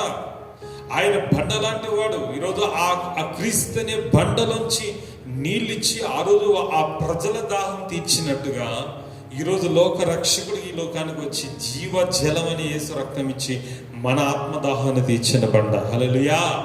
వారు భౌతిక దాహం తీర్చాడు ఆ రోజు. ఈరోజు మన ఆత్మీయ దాహాన్ని తీర్చిన బండ ఎవరంటే ప్రభువైన క్రీస్తు వారే. ఈరోజు ఒకసారి ఆలోచిద్దాం. ఏం భయపడవద్దు. నిషేధింపబడిన రాయి, అయ్యో నా జీవితం ఎందుకు ఇలా అయిపోయింది, నా పరిస్థితులు ఎందుకు ఇలా అయిపోయినాయి, అయ్యో నేను చనిపోతానా, బ్రతుకుతానా, అయ్యో ఈ లాక్డౌన్ అయిపోయింది, ఉద్యోగం లేదు, రేపు రెంట్ ఎలా కట్టాలి, రేపు ఎట్లా బ్రతకాలి, పిల్లల పెళ్ళిళ్ళు ఎలా చేయాలి, అయ్యో ఇంటి రెంట్ ఎలా కట్టుకోవాలి, మా పరిస్థితులు ఏంటి, మేము ఎట్లా బ్రతకాలో, ఎట్లనోని బాధపడుతున్నావో తల్లి, బాధపడుతున్న సహోదరి సహోదరుడు, బాధపడద్దు. ఈరోజు మన పక్షంగా నిలిచి ఉన్న బండ ఉన్నాడు. ఆ బండ ప్రభువే ఆత్మదాహం తీర్చి ఈరోజు నిన్ను సమృద్ధి గల దేశంలో ప్రవేశపెట్టడానికి కానీ ఈరోజు ఆమేన్. ఈరోజు ఆయన దాహం తీర్చిన బండే కాదు, మన అవసరం తీర్చిన బండే కాదు, మన పక్షంగా అడ్డుగా నిలిచే బండ. ఏంటిది? అడ్డుగా నిలుతాడట. అడ్డు బండ. ఈయన ఏమంటారు? అడ్డురాయి అని అంటారు. రోమిలికి రాసిన పత్రిక 9వ అధ్యాయము, రోమిలికి రాసిన పత్రిక 9వ అధ్యాయము 33వ వచనం చూడండి. ఇదిగో నేను అడ్డురాతిని అడ్డుబండను, ఇదిగో నేను అడ్డురాతిని అడ్డుబండను సియోనులో స్థాపించుచున్నాను. ఆయన యందు విశ్వాసం ఉంచువాడు సిగ్గుపరచబడడు అని వ్రాయబడిన ప్రకారం వారు అడ్డురాయి తగిలి తొట్రుపడిరి. హల్లెలూయా. చూడండి సోదరుడా, ఇక్కడ ఇదిగో నేను అడ్డురాతిని అనగా అడ్డుబండను సియోనులో స్థాపించుచున్నాను, ఆయన యందు విశ్వాసం ఉంచేవాడు మాత్రం సిగ్గుపడడు, కానీ ఆ అడ్డురాయి తగిలిన వారు తొట్టిల్లబడిరి. అడ్డుబండ ప్రభువైన యేసుక్రీస్తు వారు అడ్డురాయి మనకు. ఈరోజు ఇందాక దాహం తీర్చిన బండని మాట్లాడుకున్నాం ప్రభు వారి గురించి. ఇప్పుడు మనకు అడ్డు నిలబడే బండ. అడ్డు అంటే అడ్డంగా నిలబడే బండ, అంటే మనం ఎదికి అపాయం అనేది రాకుండా, మనం ఏ శోధనలో ప్రవేశింపకుండా మన పక్షంగా అడ్డుగా నిలబడే బండ. మన సాతాను శోధనలో కానీ, శ్రమలలో కానీ, ఇరుకులలో కానీ, ఇబ్బందుల్లో కానీ, శోధనలో కానీ పడుతున్నప్పుడు మన పక్షంగా నిలబడే బండ ఎవరంటే యేసు ప్రభువారే. ఆయనే అడ్డుబండ, అడ్డురాయి. ఒకరోజు మోషే ఒక కోరుతాడు తండ్రిని దేవుణ్ణి. ఏమంటాడంటే, ప్రభా నీ మహిమను చూడాలి, నిన్ను చూడాలని ఉంది అని. సీనా పర్వతం మీద ఎప్పుడు కూడా దేవుణ్ణి అతను ముఖాముఖిగా చూడలేదు. దేవుడు ఒక నరుడు వెళ్ళి దేవుని ముఖాముఖిగా చూడాలి అని అంటే కష్టం, చచ్చిపోతాడు అనమాట. మనం కూడా చెప్పాను, ఆయన చాలా పరిశుద్ధుడు, మహాపరిశుద్ధుడు, కోటి సూర్యుల కాంతి తేజోమయుడు, మహాపరిశుద్ధత కలిగిన వాడు. అటువంటి దేవుని చూడాలంటే సోదరుడా మన భౌతిక నేత్రాలు సరిపోవాలి, దేహం కూడా మనకు సరిపోదు. చూస్తే కానీ ఆ సమయంలో దేవుడిని ఒక కోరిక నేను చూడాలన్నప్పుడు దేవుడు నన్ను చూడలేవు కానీ ఆ పండ పక్క నుంచి అన్నాడు. చూడండి, దేవుని స్తోత్రం కలుగును గాక. అదే నిర్గమకాండము 33 అధ్యాయం 20 నుంచి చూద్దాం. మన కొరకు అడ్డుబండ 33:20 నుంచి. మరియు ఆయన నీవు నా ముఖమును చూడజాలవు, ఏ నరుడును నన్ను చూచి బ్రతకలేడు. మరియు యెహోవా ఇదిగో నా సమీపమున ఒక స్థలం ఉన్నది, నీవు ఆ బండ మీద నిలువమనెను. నా మహిమ నిన్ను దాటి వెలుచుండగా ఆ బండ సందులో నిన్ను ఉంచి నిన్ను దాటి వెళ్ళు వరకు నా చేతితో కప్పెదను. నేను నా చెయ్యి తీసిన తర్వాత నా వెనుక పార్శ్వమును చూచెదవు గాని నా ముఖము నీకు కనబడదని మోషేతో చెప్పాను. మోషే దేవుని స్తోత్రం, హల్లెలూయా. ప్రభువా తండ్రి నిన్ను చూడాలని ఉంది అన్నాడట డైరెక్ట్ గా. నీ మహిమ చూడాలనుంది, నీ ముఖం చూడాలనుంది అని మోషే అడిగితే దేవుడు అంటున్నాడు, నువ్వు నన్ను చూడలేవు. ఏ మనిషి దేవుని చూసిన నరుడు బ్రతకలేడు. హల్లెలూయా, బ్రతకలేడు. కానీ నువ్వు నన్ను చూడాలన్నావు కదా. ఇదిగో ఆ సమీపంలో ఒక అడ్డు బండ ఉంది, పెద్ద బండ. ఆ బండ చాటును దాకు. నేను నీ ముందు నడి స్వరం వినపడుతుంది మోషేకి. ఆయన ప్రత్యక్షంగా మాట్లాడితే అక్కడ ఆయన పరిస్థితి ఏమోను. నీ ముందు ఆ బండ నుంచి నేను నడిచి వెళ్తాను. ఆ బండ సంధించి నీకు అక్కడికి చెయ్యి అడ్డు పెడతాను. నీ ముందు నుంచి దాటి వెళ్తాను. నిన్ను దాటి వెళ్ళిన తర్వాత నువ్వు నా ముఖం చూడలేవు కానీ నా వెనుక భాగం మాత్రమే చూస్తావు. ఆ బండ చండం దాకు అన్నాడు. వెంటనే మోషే పరిగెత్తుకుని వెళ్ళి ఆ పెద్ద బండ పక్కన దాక్కున్నాడు. ఆ దేవుని చూద్దామని. దేవుడు తన ముందు నుంచి వెళ్తుంటే మహా ఉరుములు, మెరుపులు, మహా భయంకరమైన కొండ, మండుచున్న కొండది. సహోదరుడు ఆ బండే అతను కాపాడింది. ప్రభు వెళ్తుంటే ముఖ దర్శనాన్ని చూడలేదు తండ్రి అయిన దేవుని, కానీ వెనుక భాగమును మాత్రం చూసి ఆ దర్శనం ఎంతో భయంకరం అన్నాడు తెలుసా. అక్కడ కూడా చెయ్యి అడ్డు పెట్టాడు దేవుడు అతనికి. వెనుక భాగం మాత్రం చూసి అన్నాడు ఆ దర్శనం ఎంతో భయంకరమైనది అంటున్నాడు మోషే. చూస్తారా, హెబ్రీ రాసిన పత్రికలు తీయండి. ఆయన చూసి ఆ దర్శనం గురించి ఏమని మాట్లాడుతున్నాడంటే, దేని స్తోత్రం 12వ అధ్యాయము, దేనికి మహిమ కలుగును గాక. మోషే అంటున్నాడు, అమ్మో. మరియు ఆ 21వ వచనం, 12వ అధ్యాయం 21వ వచనం. మరియు ఆ దర్శనం ఎంతో భయంకరంగా ఉన్నందున మోషే నేను మిక్కిలి భయపడి వణుకుచున్నాను. నేను ఏమంటున్నాడు మోషే? దేవుడా నిన్ను చూడాలని అడిగాడు మోషే. వద్దు నన్ను చూస్తున్నారు, ఏ నరుడు బ్రతకలేడు అని అన్నాడు దేవుడు. కానీ ఆయన కోరిక తీర్చాడు దేవుడు. ఏ విధంగా తెలుసా? నువ్వు బండ చాటు నుండి నన్ను చూడగలుగుతావు. ఆ బండ చాటుకు వెళ్ళు అన్నాడు. ఎవరో తెలుసా? బండ ప్రభువైన యేసుక్రీస్తు వారు. హల్లెలూయా. అడ్డురాయి, అడ్డుగా ఉంది ఆ బండ. ఆ బండ చాటు నుండి తండ్రి అయిన దేవుడు చూశాడు సోదరుడా. అందుకే ఈరోజు తండ్రి అయిన దేవుడు వస్తే మనం మాడి మసైపోద్ది భూమండలం. కనుకనే ఆయన మహిమను తగ్గించుకుని ఆదియందు వాక్యమైన దేవుడు, ఆ వాక్యమే కృపాసత్య సంపూర్ణుడుగా శరీరధారిగా మన మధ్య నివసించడానికి యేసుక్రీస్తు ప్రభులో మన మధ్యలో దిగి వచ్చేసాడు ఈరోజు. హల్లెలూయా. ప్రభువైన యేసుక్రీస్తు వారు పుట్టినప్పుడు దేవదూతలు చాలా సంతోషంతో స్తుతిగానాలు చేసినారు. అవునా? లోకస్వార్తలు ఉంటుంది, దేవదూతల పాటలు పాడారని. ఎందుకు? తండ్రి అయిన దేవుని చూసే అంత వాటికి కూడా లేదు. ఎందుకో తెలుసా? యెషయా గ్రంథం 6వ అధ్యాయంలో ఉంటుంది, అక్కడ సెరూపులు కెరూబులు ఎలా ఉన్నారు తెలుసా? 6 రెక్కలతో ఉన్నారు. వాళ్ళు 2 రెక్కలతో ముఖాన్ని కప్పుకుంటున్నారు, 2 రెక్కలతో కాళ్ళను కప్పుకుంటున్నారు, 2 రెక్కలతో ఎగురుతున్నారు. యెహోవా పరిశుద్ధుడు పరిశుద్ధుడు అంటున్నారంటే ఆయన కలగజేసిన దేవదూతలు కూడా ఎప్పుడు కూడా తండ్రిని చూడలేదు. ఆమేన్. ఆ తండ్రిని చూసే అంత శక్తి వాటికి లేదు. ఎప్పటి నుంచో ఆశ ఉంది ఆ తండ్రిని చూడాలని. ఆ తండ్రి ఎప్పుడైతే కుమారుడుగా ఆయన ఈ లోకానికి వచ్చారు, ప్రభు అని క్రీస్తుగా ఆ ఉయ్యాల్లో జన్మించారు, ఆ పస్సుల తొట్టెలో జన్మించారో అప్పుడు చూసిన వెంటనే పరలోకపు సైన్య సమూహము ఆ గొల్లల దగ్గరికి వెళ్ళి పరలోకపు గానాలతో స్తుతించినాయట. ఆమేన్.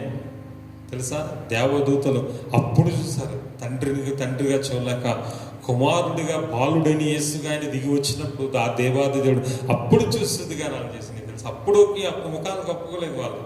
తెలుసా? వాళ్ళు చూసి సంతోషపడ్డారు. ఎందుకంటే అన్ని యుగాల తర్వాత ఆ తండ్రిని దేవుడు ముఖాన్ని చూస్తానికి సంతోషపడ్డారు. నిజంగా చెప్తాను సోదరుడా, ఈరోజు ఆ తండ్రిని దేవుడు ప్రభు అయిన క్రీస్తుగా ఈ లోకానికి మన కొరకు ఒక అడ్డురాయిగా మన కొరకు దిగి వచ్చిన అడ్డుబండ. అంటే ఈరోజు నీ శ్రమలు వచ్చినా, శోధనలు వచ్చినా, ఇరుకులు వచ్చినా, ఇబ్బందులు వచ్చినా, శత్రువులు వచ్చినా, మరణం వచ్చినా, కరువు వచ్చినా, ఖడ్గం వచ్చినా, వ్యాధి వచ్చినా, బాధ వచ్చినా, ఏమొచ్చినా సరే నీ కొరకు అడ్డుగా నిలబడే బండ. ఆమేన్. నీ ఆత్మదాహం తీసిన బండే కాదు, నీ కొరకు అడ్డుగా నిలబడే బండ. అందుకే దావీదంటే యెహోవా నా శైలమా, నా కోట, నా కొండ, నా ఆశ్రయ దుర్గమ అంటాడు. నా కొండ, నా కోట, నా ఆశ్రయ దుర్గమా అంటాడు. నిజమే. దేవుని స్తోత్రం. సోదరుడా, దేవుని యెహోవాను కోటగా, కొండగా, బండగా అడ్డు పెట్టుకున్నాడు. కానీ దావీదు శత్రువుల చేతిలో నుంచి, తన తరుమువారి చేతిలో నుంచి రక్షింపబడ్డాడు. గొలియాతు మీద విజయం పొందాడు.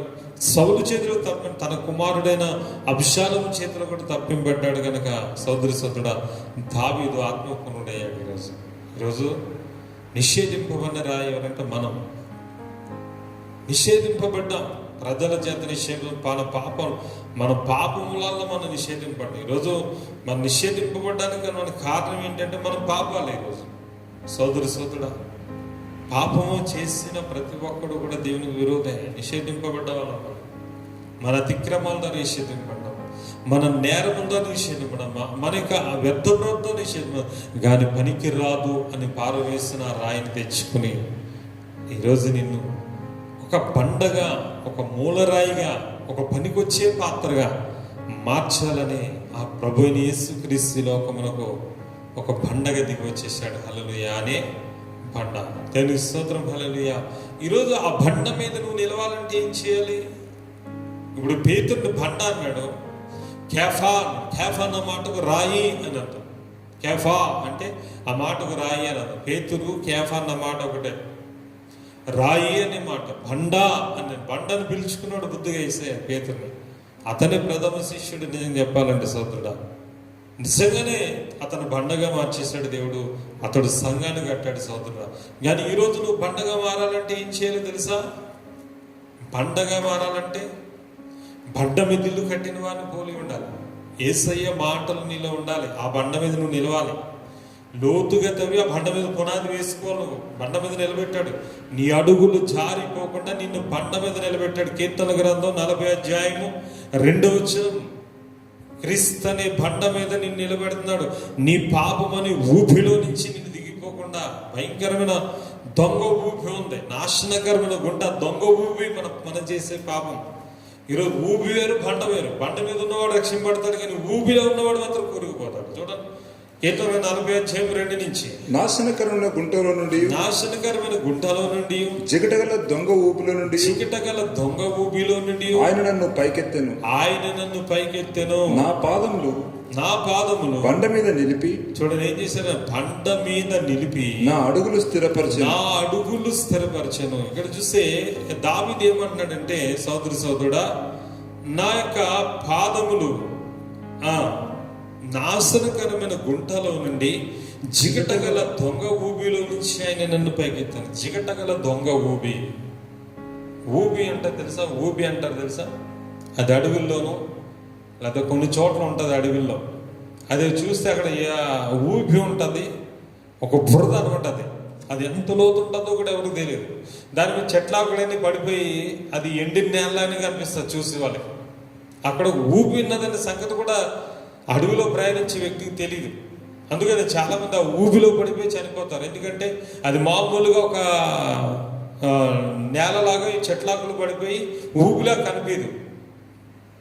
ఇది చాలా చిక్కగా ఉంటుంది, కానీ దానికి ఒక మట్టు ఉండదు. మట్టు ఉండదు తెలుసా? దానికి ఒక బేస్ ఉండదు కింద. ఆ వ్యక్తి మునిగిపోయి, కనీసం వాటర్లో మునిగిపోయిన వ్యక్తి అని ఈత కొడితే బయటికి రాగలుగుతాడేమో, కానీ ఈ ఊబిలో పడ్డ వ్యక్తి పరిస్థితి ఎలా ఉంటుందంటే అలా కూరుకుపోవడం తప్ప కానీ అతను బయటికి రావడం బేస్ ఉండదు. ఎవరైనా వచ్చి సహాయం చేసి అతనికి ఏదైనా సహాయం అందించి బయటికి తీయాలేమో, కానీ లేదంటే ఆ ఊబిలో పడ్డ వ్యక్తి మెల్లగా మెల్లగా మెల్లగా బాడీని కాళ్ళలో నడుమెల్ల మెల్లగా బాడీ తర్వాత తల మునిగిపోయి ఆ వ్యక్తి చనిపోయే ప్రమాదం. ఇప్పుడు ఆ నాశనకరమైన దొంగ ఊబి ఏంటో తెలుసా? మన పాపం. మన పరిస్థితి ఎలా ఉందంటే ఈరోజు ఇంతవరకు కూడా ఆ ఊబిలో ఉన్నంతసేపు మనకు తెలియదు. అది మెల్లగా అరికాల నుంచి మోకాల నుంచి నడుము నుంచి మరి ఉదరం నుంచి మరి బాడీ నుంచి తల, ఆఖరికి మొత్తం మునిగిపోతుంది మన పరిస్థితి. కానీ కింద ఏదైనా సరిగ్గా మునిగిపోయే వ్యక్తి కింద బేస్ తగిలింది అనుకోండి, అక్కడ రాయి అడ్డుపడింది అనుకోండి, వెంటనే అతను ప్రాణం లేసి వస్తుంది. ఎందుకంటే ఆ బండ అతను అడ్డుకుంటుంది, మునిగిపోకుండా కదా. మునిగిపోకుండా ఆ బండ అడ్డుకుంటుంది, అతడు ఏ విధంగా బయటపడతాడు సోదరుడు.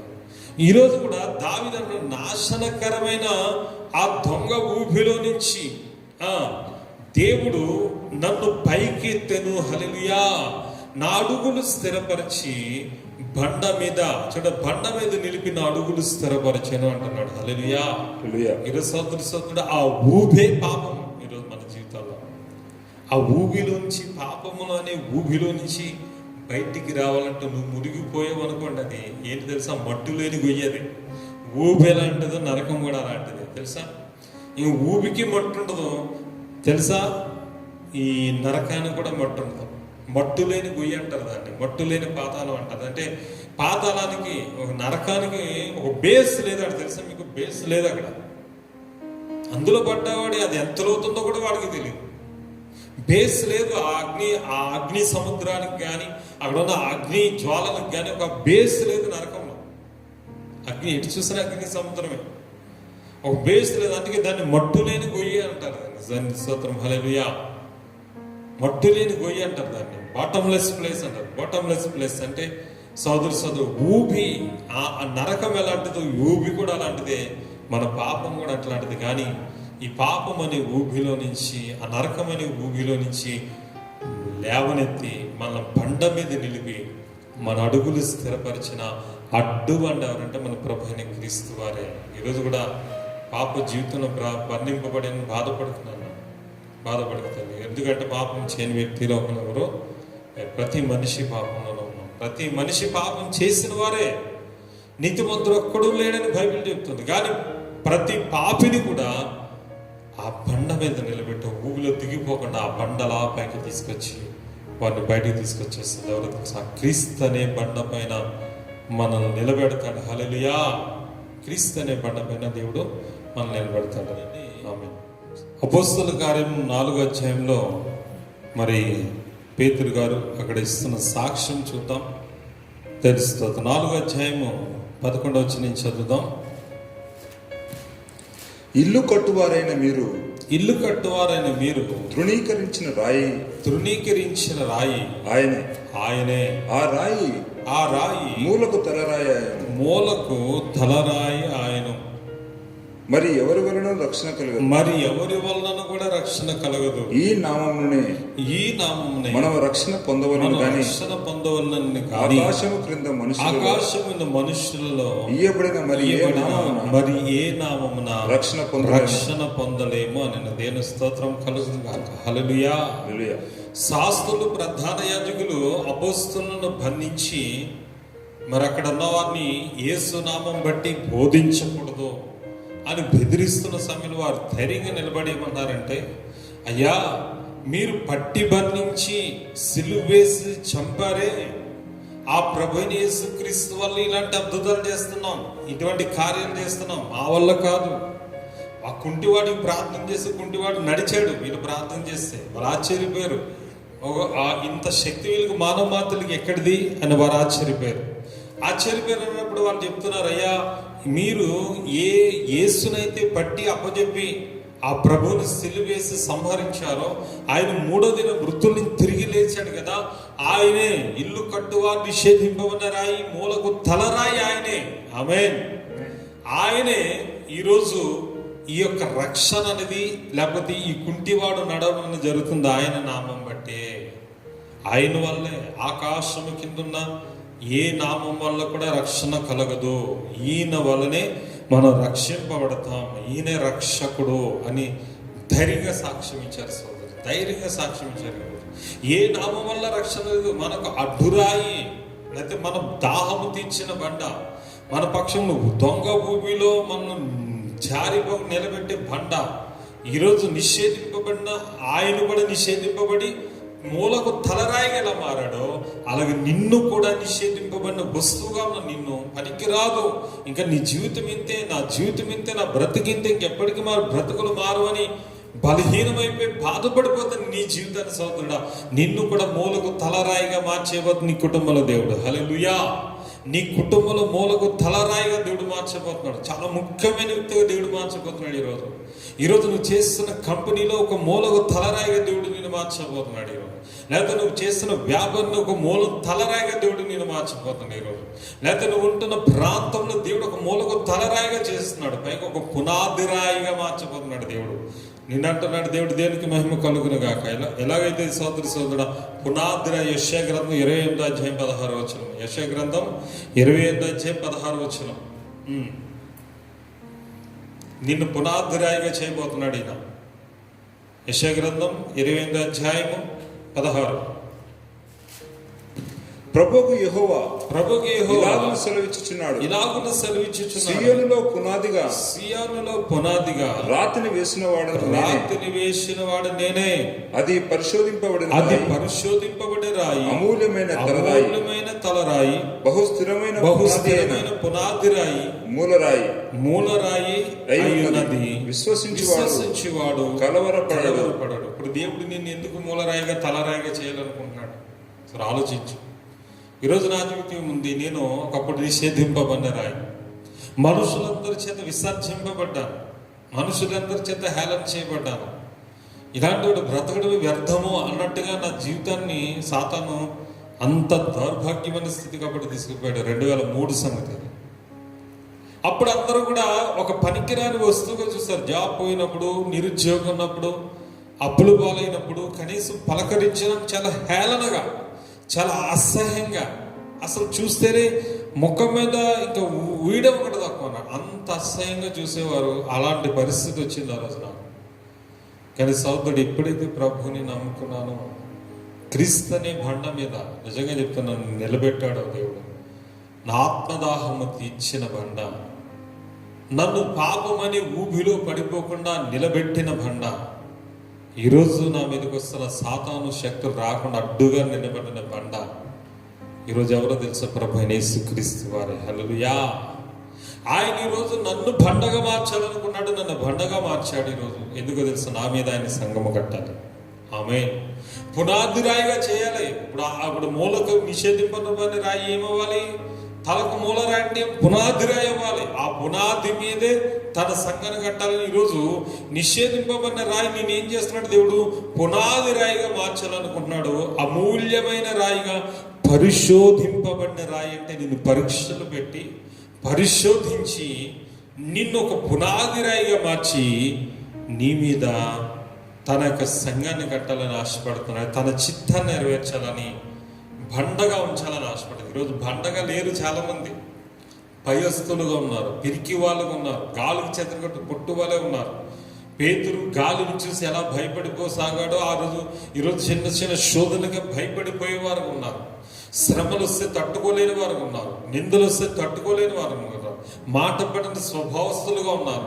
భయము మీకు ముఖ్యంగా ఫియర్ ఎక్కువ, భయం పనిచేస్తుంది చాలా మంది జీవితాల్లో సోదరులు. అందుకే ఈరోజు దేవుడు అటువంటి వారిని వాడుకోలేదు. ఈరోజు చాలా మంది సేవకులు కానీ విశ్వాసులు కానీ బలహీనమైపోయి వాళ్ళు పడిపోవడానికి గల కారణం ఏంటి?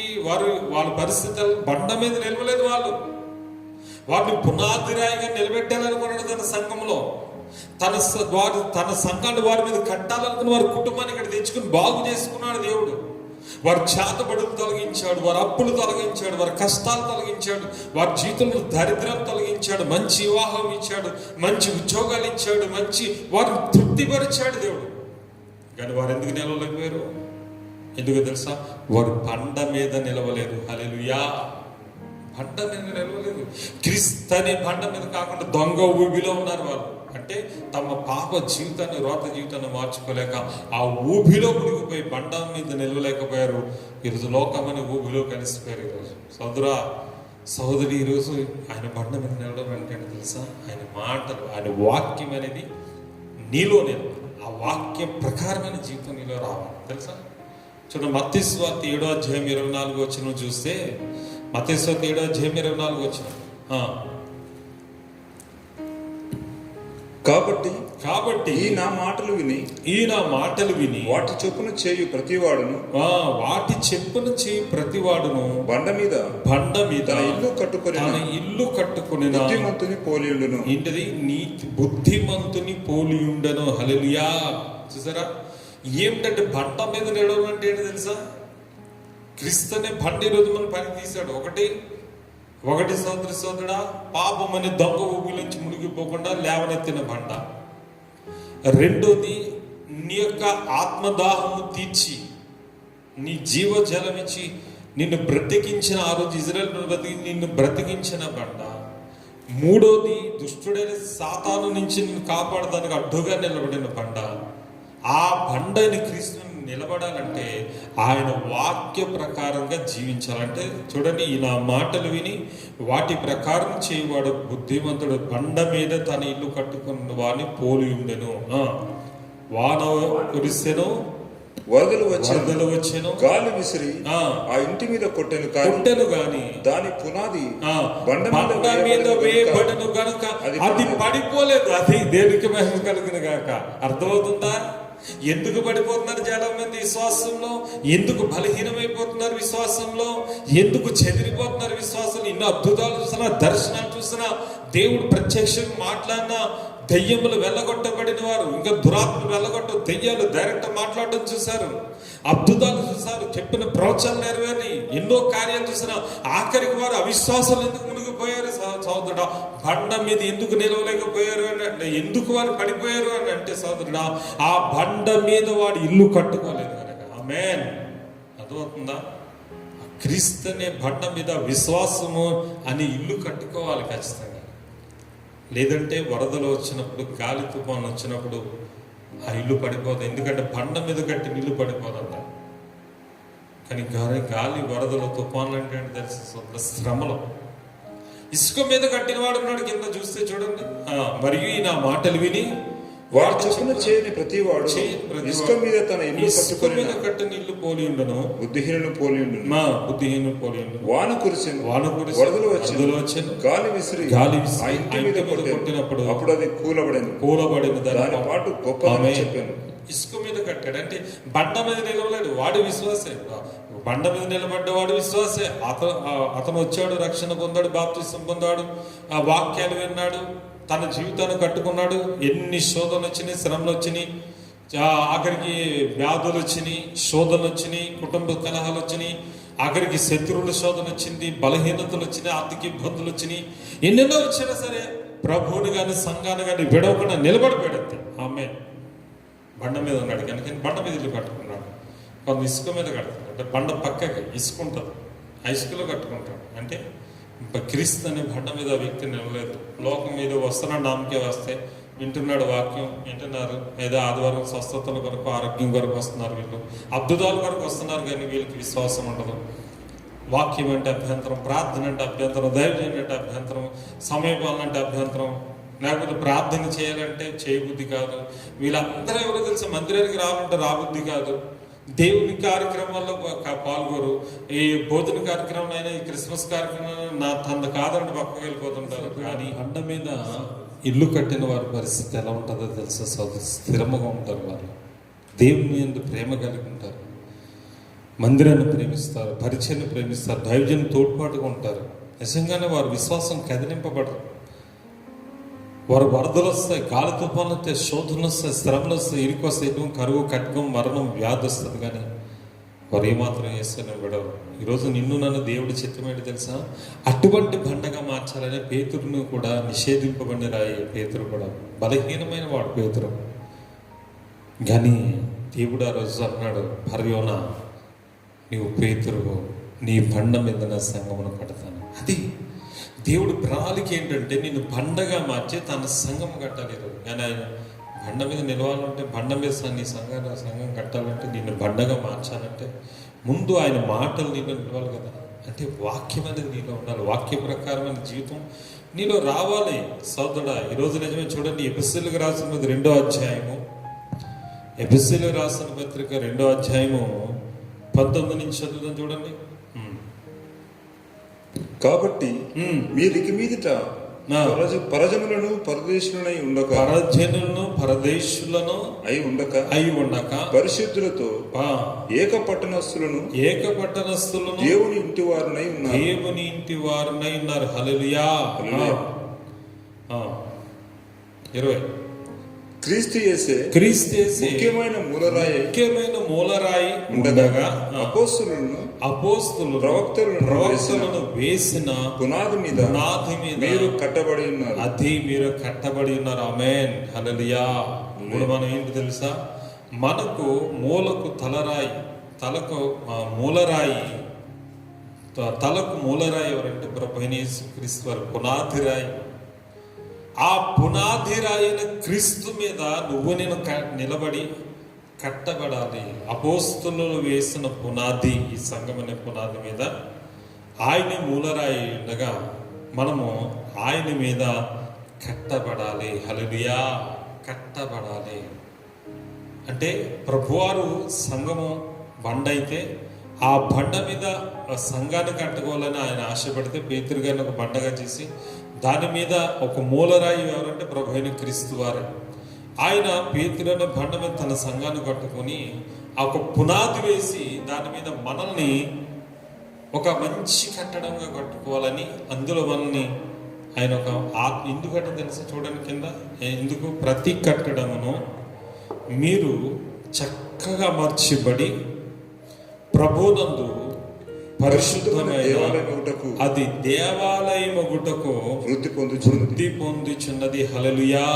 ఎందుకో తెలుసా? ఆయన బండ మీద ఎందుకు కట్టుకుంటున్నాడు? ఆయన నిన్ను నన్ను క్రీస్తు యేసే మూలరాయి ఉండగా అపోస్తలులు వేస్తున్న పునాది మీద నిషేధింపబడిన రాయిని నిన్ను నన్ను తీసుకువచ్చి మూలకు తలరాయిగా, తలకు మూలరాయిగా మార్చి ఈరోజు నిన్ను నన్ను ఒక మంచి చక్కటి కట్టడముగా మార్చుకునేది ఎందుకో తెలుసా?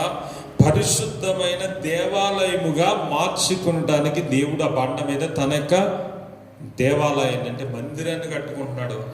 ఆ మందిరంలో రాళ్ళు ఎవరంటే నువ్వు నేనే. ఆమె ఆ రాళ్ళు ఎవరు? మనమే. మనలందరినీ పేరుస్తున్నాడు ఈరోజు. ఆయన క్రీస్తు అనే సంఘం కట్టబడాలంటే, ఈ క్రీస్తు సంఘం అనేది ఎత్తబడాలంటే, ఈ క్రీస్తు సంఘం అనేది ప్రభు రాకలకు వధువు సంఘంగా సిద్ధపరచబడి ఆ ప్రభుని ఎదుర్కొంటూ వెళ్ళాలంటే ముందు ఇక్కడ సంఘం అనేది కట్టబడాలి బండ మీద. అనేకులు ప్రభువును నమ్ముకోవాలి, రక్షణ లేని అనేక మంది ప్రభువుని తీసుకురావాలి, ఎంతోమంది ప్రభు రక్షణకు రావాలి. వారి ప్రతి పాపము కూడా క్రీస్తు రక్తంలో కడగబడినప్పుడు మూలకు క్రీస్తు యేసు పునాదిరాయిగా ఉంటారు. అపోస్తలులుగా సేవకులు వేసిన పునాది మీద మనం అందరం కూడా అమర్చబడి ఒక ఆత్మ సంబంధం మందిరంగా కట్టబడాలి. ఎందుకో తెలుసా? ఆయనలో మీరు కూడా ఆత్మ మూలంగా దేవునికి నివాస స్థలమైనకు కట్టబడుచున్నాము. ఆమేన్. అవునా? ఏదైనా కట్టడం కావాలంటే రాళ్ళు కావాలి, ఒక ఆత్మ సంబంధమైన మందిరం కావాలి. ఆ మందిరంలో ఆయన నివసించాలనుకుంటున్నాడు. అందుకే నిన్ను ఒక రాయిగా, సజీవమైన రాయిగా దేవుడు మార్చాలనుకుంటున్నాడు. అంతకుముందు నీ జీవితం ఏంటి? మన నిషేధింపబడ్డాము. నిషేధింపబడిన రాయి ఈరోజు నిన్ను తలకు మూలరాయిగా మార్చాలని ప్రభు ఆశ. అందుకేరా ఈరోజు భయపడకు. ఈరోజు నువ్వు జిగటగల దొంగ ఊబిలో మునిగిపోకుండా నిన్ను లేవనెత్తి నీ అడుగులు స్థిరపరిచి బండ మీద నిలబెట్టడానికి ప్రభు కీర్తన గ్రంథం దావీదు వాక్యం ఈరోజు సిద్ధంగా ఉన్నాడు. ఈరోజు నీ ఆత్మ దాహం తీర్చడానికి బండను చీల్చి ఇజ్రాయేలు యొక్క దాహం తీర్చినట్టుగా నీ ప్రతి అవసరము తీర్చి నీకు సమృద్ధి ఇవ్వడానికి కూడా దాహము తీర్చేటి బండగా ఉన్నాడు. జాగ్రత్త, నీవేం భయపడగలా బ్రతకాలని. ఆమేన్. మూడో బండ నీ పక్షం వచ్చే శత్రువును, శోధనను, రోగములను, కుటుంబ కలహాలను అడ్డుపడి ఇక ఏ శోధన వచ్చిన మరణమైన వ్యాధైన దుఃఖమైన శ్రమలు వచ్చినా సరే నీ కొరకు అడ్డుపడి అడ్డురాయిగా ఉన్నాడు, అడ్డుబండగా ఉన్నాడు కనుక భయపడకు. ఎందుకో తెలుసా? ఈ మూడు విధాలుగా ఆయన ఎందుకు వర్క్ చేస్తున్నాడు? మూలరాయి తానే అయింది. ఆత్మ సంబంధమైనగా బండగా ఆ మందిరము కట్టాలని నిన్నొక రాయిగా, ఒక సజీవమైన రాయిగా నిన్ను మార్చాలన్నదే ప్రభు చిత్తం. మరి అలా మార్చుకుంటున్నావా? లేకపోతే లోక సంబంధంగా ఉండి ఏదోలే వెళ్దాము ఆదివారం క్రైస్తవుడుగాను, లేకపోతే ఏదో నామకే వస్తు గుర్తొచ్చినప్పుడు ఏదో రెండు నిమిషాలు ప్రార్థన చేసుకునేవాడుగాను, లేకపోతే ఇది యూట్యూబ్లో వాక్యాలు చూసి నేను మంచి విశ్వాసే అనుకున్నా గొప్ప విశ్వాసం నువ్వు ఉన్నావేమో సోదర. అటువంటిది కాదు సోదర. దేవుడికి కావలసిన ఆత్మ సంబంధ మందిరంగా నువ్వు నేను కట్టబడుతున్నామా లేదా? కట్టబడాలంటే ముందు నువ్వు బండగా రాయిగా మారాలి, ఆయన చేతిలో రాయిగా మారాలి, బండగా మారాలి. నిజము, దేవుని స్తోత్రం, హల్లెలూయా. చిన్నప్పుడు ఒక పాట పాడు. నీ చేతితో నన్ను పట్టుకో, నీ ఆత్మతో నన్ను నడుపు, శిల్పి చేతిలో శిలను నేను, అనుదినము నన్ను చెక్కుము. శిల్పి చేతిలో శిలను నేను, అనుదినము నన్ను చెక్కుము. ఇప్పుడు ఆ బండ కనుక క్రీస్తు చేతిలో పెడితే దాన్ని ఒక శిల్పంగా మార్చేస్తాడు దేవుడు. ఏంటి తెలుసా? ఆయన ఒక వాక్యమైన ఉలి చేత చెక్కి నేను ఒక శిల్పముగా మార్చాలి. లేదా ఒక ఆత్మ సంబంధమైన ఆ పడికిరాని వంకరటింక రాయిని ఒక మంచి రాయిగా షేప్ చేస్తాడు దేవుడు వాక్యమనే ఉలి ద్వారా. ఆమేన్. వాక్యమైన ఉలి ద్వారా సరిచేసి ఆత్మ సంబంధం మందిరంగా కట్టాలన్నది ప్రభు చిత్తం. మరి అలా కట్టబడుతున్నావా? ఒక లోక సంబంధమైన రాయిగా ఉంటున్నావా? అవిశ్వాసపు రాయిగా ఉంటున్నావా? బలహీనమైన రాయిగా ఉంటున్నావా? పిరికి రాయిగా ఉన్నావా? ధనాపేక్ష రాయిగా ఉంటున్నావా? పాపపు ఆలోచన రాయిగా ఉంటున్నావా? నిషేధింపబడిన రాయిగా ఉంటున్నావా? ఇంకా అలా ఉంటే దేవుడు వాడుకోరు. చూడండి, మేస్త్రులు వాడుకుంటారా? పొడి వైపే రాయిని వాడుకుంటారా? మేస్త్రులు వాడుకోరు. పని అది వంకర టెంకర ఇటుకలు వాడుకుంటారా? ముక్కలు అయిపోయిన ఇటుకలు వాడుకుంటారా? వాడుకోరు. పక్కన వాడేస్తారు. ముక్కలే వాడే అంటారు ఆ ల్యాబ్లో ఇలా తన కింద పనిచేసే వారితో. మేస్త్రులు ముక్కలు అయిపోయినాయి తీసే పక్కన పడేసి మంచి రాళ్ళు తీసిరా, మంచి ఇటుకలు తీసిరా అంటారు. మంచి ఇటుక తెస్తే మంచి ఇటుక తీసుకొచ్చాక చక్కగా దాన్ని వేర్చిన గోడ కూడా ఎలా వస్తుంది?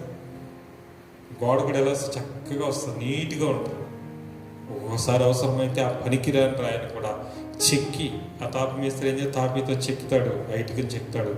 చెక్కి దాన్ని ఏం చేస్తాడు? అక్కడ అమరుస్తాడు. అదొకసారి అవసరం వస్తుంది.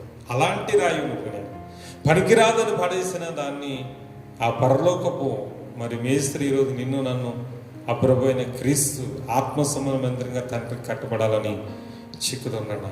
చెక్కబడాలి. మనం అందరం కూడా దేవునికి స్తోత్రం, హల్లెలూయా. చూడండి సోదర ప్రభు మనతో సెలవిస్తున్న మాటలు. అలా చెక్కబడాలంటే నువ్వు ఏమి వదులుకోవాలి, ఏ విధంగా మార్చాలో చూడండి. మొదటి పేతురు 2వ అధ్యాయము మనం చూద్దాం. 2వ వచనం నుంచి మనం చదువుకుందాం. ఏమేమి మనలో వదులుకోవాలి, ఏమేమి మనం వాటిని విడిచిపెట్టుకోవాలో చూద్దాం. మొదటి పేతురు 2వ అధ్యాయము 2 నుంచి. సమస్తమైన దుష్టత్వమును, నువ్వు చేయాల్సింది ఏంటిది? సమస్తమైన దుష్టత్వమును, సమస్తమైన కపటమును, వేషధారణను, అసూయను, సమస్త దూషణ మాటలను మాని కొత్తగా జన్మించిన ఆ, శిశువులను పోలిన వారై కొత్తగా జన్మించిన శిశువును పోలిన వారే నిర్మలమైన వాక్యమును నిర్మలమైన వాక్యమును పాల వలన వలన రక్షణ విషయంలో రక్షణ విషయంలో ఎదుగు నిమిత్తము ఆ పాలను అపేక్షించాలి. పాలన అపేక్షించాలి. అంటే నువ్వు ముందుగా దేవునికి ఇష్టమైన సజీవమైన రాయి వలె మారాలి అని అంటే ముందు నువ్వు చేయాల్సింది ఏంటంటే నీలో సమస్త దుష్టత్వాన్ని విడిచిపెట్టాలి. దుష్టత్వం అంటే దురహంకారం, కోపం, గర్వం, మూర్ఖత్వం, నేను అనే స్వభావం, కులం బట్టి అతిశయం, చదువుని బట్టి అతిశయం, ఉద్యోగం బట్టి అతిశయం, నాకంతా తెలుసాను, నేను ఎవడ మాట విన్నాను, అంతా నేను ఇది నా మాట నెక్కాలి, నేను చెప్పిందే గొప్ప నడవాలి. అది చాలా జాగ్రత్త సోదరు. ఎందుకో తెలుసా, ప్రభు అహంకారాన్ని ఎదిరించి దీనిలో కృప అనుగ్రహిస్తారు. అహంకారులు అంటే బహు దూరంగా ఉంటారు, గర్విష్టాన్ని దూరంగా పెడతాడని బైబిల్ సామెతల గ్రంథంలో రాయబడింది. కానీ దీనుల కంటే దగ్గరగా ప్రేమ గలవారి యుద్ధను దీన మనస్సు గలవారి యుద్ధను విశ్వసిస్తున్నాను. నువ్వేం చేయాలి? నీలో గర్వమును, అహంకారమును, కోపమును, దుష్టత్వమును నువ్వు విడిచిపెట్టాలి. సమస్తమైన కపటం అంటే తెలుసా, లోపల కూడా పెట్టుకుంటారు అభ్యంతరాలు, వ్యతిరేకత, అసూయ, ద్వేషం, పగ. పైకి చాలా ప్రేమగా మాట్లాడుతున్నారు. కక్షలు ఉండకూడదు, కోపాలు ఉండకూడదు. ఎవరి మీద కూడా నీ శత్రువుడు చూసినా నీ ప్రేమ కలగాలి. నీ శత్రువు ఆకలి కొంటే భోజనం పెట్టగలగాలి. డబ్బు కొంటే వారి దాహం ఇవ్వగలగాలి. వారు నీకు చేసిన అన్యాయాన్ని బట్టి నువ్వు ప్రేమించాలి. కపటం అనేది నీ హృదయం ఉండకూడదు. తర్వాత వేషధారణ అంటే నటించే స్వభావం. నటిస్తారు చాలా మంది, విశ్వాసంగా నటిస్తానికి నాడు అవిశ్వాసం, లోబడినట్టుగా నటిస్తారని లోబడరు. వాళ్ళు విన్నినట్టుగానే ఉంటారు కానీ వినరు.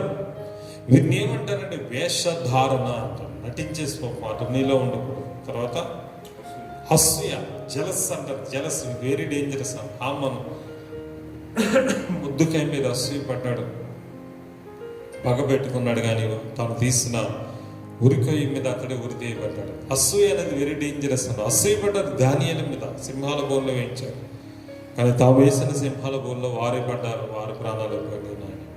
అసూయ అనేది మన జీవితంలో ఉండకూడదు. మనం ఎవరి మీద అసూయ పడకూడదు. ఎవరు మంచి బాగుంటే ఇంకా బాగుండాలి, ఎవరు ఆశ్రయం ఇంకా ఆశ్రదింపడాలి, వారు మంచి ఇల్లు కట్టి ఇంకా కట్టుకోవాలి, వారు ఇంకా మంచి కార్లు బంగ్లాలు పెట్టుకుని బాగుపడితే వారు ఇంకా బాగుపడాలి. అలా ఉండాలి. కానీ చాలా మంది అసూయపడి, వీళ్ళు సంపాదించేశారు, వీడు బాగా సంపాదించేశాడు, వీడి ఎందుకంటే వీడికి ఏడుకొని వీడేం సంపాదించాడు, వీడికి ఇచ్చాడు దేవుడు, వీడు నిలబెట్టుకోలేదు కదా, మీరు లోపడలేదు.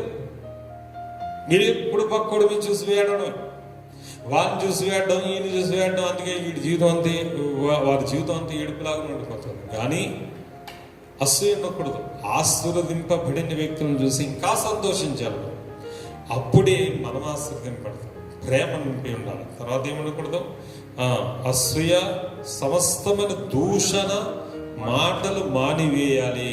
దూషణ మాటలు అంటే తెలుసా, దూషించడం, వ్యర్థంగా మాట్లాడడం, నోటుకొచ్చినంత మాట్లాడడం, నోటుకొచ్చినంత హేళన చేయడం, వెటకారంతో మాట్లాడడం, ఇతరులు కించపరిచేటట్టుగా మాట్లాడడం, వేలు పెట్టి చూపించడం, దూషణ మాటలు మాట్లాడడం, వీళ్ళు వేస్ట్ వాళ్ళు వేస్ట్ అని మాట్లాడడం, వీళ్ళ పనికిరాలను వాళ్ళు పనికిరాలని మాట్లాడడం, వీళ్ళు ఇట్లాంటి వాళ్ళు వాళ్ళు అట్లాంటి వాళ్ళని మాట్లాడడం. చాలామంది ఏంటో తెలుసు కానీ తమను తాము చూసుకోరండి. ఎప్పుడు ఇతరుల గురించి చెడుగా మాట్లాడు, దూషణ మాటలు మాట్లాడు, తీర్పు తీర్చే మాటలు. ఇది నీలో ఉండకూడదు. అంటే నువ్వు రాయిగా మార్చబడాలంటే ఈ లక్షణాలు, ఈ దుష్టత్వం అంతా నువ్వు తొలగించుకోవాలి. తర్వాత నువ్వు క్రొత్తగా జన్మించిన శిశువును పోలిన వాడవై ఏముండాలంట, నిర్మలమైన వాక్యమైన పాలు ఆపేక్షించాలి. అంటే తల్లి తన పుట్టిన బిడ్డకు తల్లి పాలు ఎంత శ్రేష్టమైనవో, నువ్వు బాప్తిసం పొంది రక్షణ పొంది నీ జీవితంలో వాక్యమైన నిర్మలమైన పాలుగా నువ్వు తాగితే ఆ పసిబిడ్డ ఎలా ఆరోగ్యంతో ఎదుగుతాడో, అలాగే నీ విశ్వాస జీవితంలో కూడా ఎటువంటి అనారోగ్యం అనేది లేకుండా నువ్వు ఎదుగుతావు. ఏ పాలు ఉండాలి? వాక్యమనే నిర్మలమైన పాలు నువ్వు త్రాగాలి. హల్లెలూయా. ఎప్పుడైతే ఆ వాక్యం నువ్వు గుర్తుపెట్టుకున్న వాక్య ప్రకారం జీవిస్తున్నావు, వాక్య ప్రకారం నడుస్తున్నావు సోదరుడా, నిజమే చెప్తున్నాను, నువ్వు ఎలా మార్చబడతావో తెలుసు. దేవుని స్తోత్రం. హల్లెలూయా. అప్పుడు నువ్వు ఎలా ఉంటావు, దేవుడికి నువ్వు చూడండి. ఆ పాలన అపేక్షించిన తర్వాత 4వ వచనంలో మనుషుల చేత నువ్వు ఒకవేళ విసర్జింపబడినను దేవుని దృష్టికి ఏర్పరచబడినది అమూల్యమును సజీవమునైన రాయకు ప్రభువునకు వచ్చిన వారి యేసుక్రీస్తు ద్వారా మనుషులు నిన్ను దూషిస్తారు. మనుషుల గల నువ్వు పనికిరాని వ్యక్తిని నిన్ను హేళన చేయొచ్చు, లేకపోతే నువ్వు అలాంటి దాన్ని ఇలాంటిది నీవు నిందలు వేసి మనుషులు నిన్ను వేరుగా చూస్తున్నారేమో, లేకపోతే నిన్ను పనికిరాని నీకు చూడండి మందిరంలో, లేకపోతే నాకు ఆ అవకాశమే లేదు, నాకు ఈ అవకాశమే లేదు, నాకు పాటలు పాడే అవకాశమే లేదు, లేకపోతే నాకు ఇలా వాక్యం బోధించే నాకు ఈ అవకాశమే లేదు అని ఒక మందిరం విషయంలో బాధపడుతున్నావా? లేకపోతే బయట నన్ను నా కుటుంబీకులు పట్టించుకోలేదు, నన్ను ఈ విధంగా చూస్తారు, నన్ను చీపుగా చూస్తారు అని ఆ విధంగా బాధపడుతున్నావా?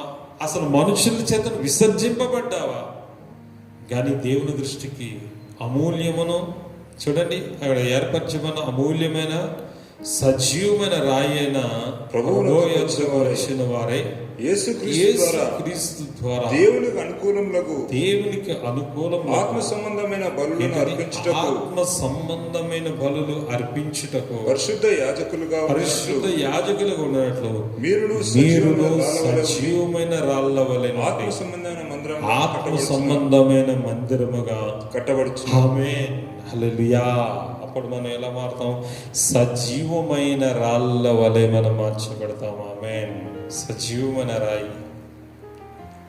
రాయికి జీవం ఉండదు, కానీ బండతో మాట్లాడితే బండ నుంచి ఏమొచ్చింది? బండను కొట్టగా నీళ్ళు వచ్చింది. ఆమేన్. ఆ బండే నీళ్ళిచ్చి వారు దాహం తీర్చిన బండ, వెంబడించిన బండ, ఆ బండ నీళ్ళిచ్చిన బండగా మారింది. ఆ బండ అడ్డుగా నిలబడి మోషేను కాపాడిన బండగా నిలబడింది. ఆ బండ దావీదును పాపమని ఊబిలో పడిపోకుండా నిలబెట్టిన బండగా ఉంది. ఆ బండ మీద నువ్వు వచ్చి నిలబడితే నిన్ను కూడా ఎటువంటి రాయిగా మార్చేస్తాడో తెలుసా? సజీవమైన రాయిగా దేవుడు మార్చేసి ఆ రాయిని తన ఒక ఆత్మ సంబంధం మందిరంలో పెట్టుకుని ఆ మందిరాన్ని నీ ద్వారా కట్టుకోవాలని ప్రభు ఆశపడుతున్నాడు. కనుక సహోదరి సోదరుడా, ఈరోజు నిషేధింపబడిన రాయి, మూలకు తలరాయి అంటే అర్థమవుతుందా? నిన్ను దేవుడు పునాది రాయిగా, తలరాయి ఈ లోపల ఒక ఇంపార్టెంట్ అని వ్యక్తి దీనిగా చేస్తున్నాడు. సోమరుడు అని, లేకపోతే పనికిరానివాడు అని, లేకపోతే నువ్వు అలాంటివాడు అని ఇలాంటివాడు అని అనేక నిందలు వేస్తారా, లేకపోతే నీ మీద దూషించారా? రా, అప్పుడు అని తెలుసుకో. మూల రాయి దగ్గరికి రా, సజీవమైన రాయిగా నిన్ను మార్చబోతున్నాడు ఆయన. పునాది రాయి దగ్గరికి రా, అడ్డుబండ దగ్గరికి రా. ఈరోజు బండ చీల్చి జీవజలం ఇచ్చిన బండ దగ్గరికి రా. బండ క్రీస్తే, ఆయన దగ్గరికి రా. వాక్యమైన పాల వల్ల అపేక్షించు. వాక్యము ద్వారా, వాక్యమును వినడం, వాక్యం ద్వారా సరి చేసుకుని వాక్య ప్రకారం జీవించిన బండ మీద నీ విశ్వాస జీవితం కట్టుకున్నాడు. లేకపోతే ఉండవో, జారిపోతావు. వాక్యము లేకపోతే ఉండడం కష్టం. వాక్యము లేని వ్యక్తులే పడిపోవడం చూసాను ఎక్కువ. నేను వాక్యంలో నిలబడి భయపడి వాక్యాన్ని ఫాలో చేస్తున్న వారు ఉన్నారు. మీరు 90%, 10% ఫాలో చేస్తున్న వరకు నిలబడి ఉన్నారు. ఆమె 0% ఉన్న వాళ్ళు ఎక్కువ పడిపోయారు.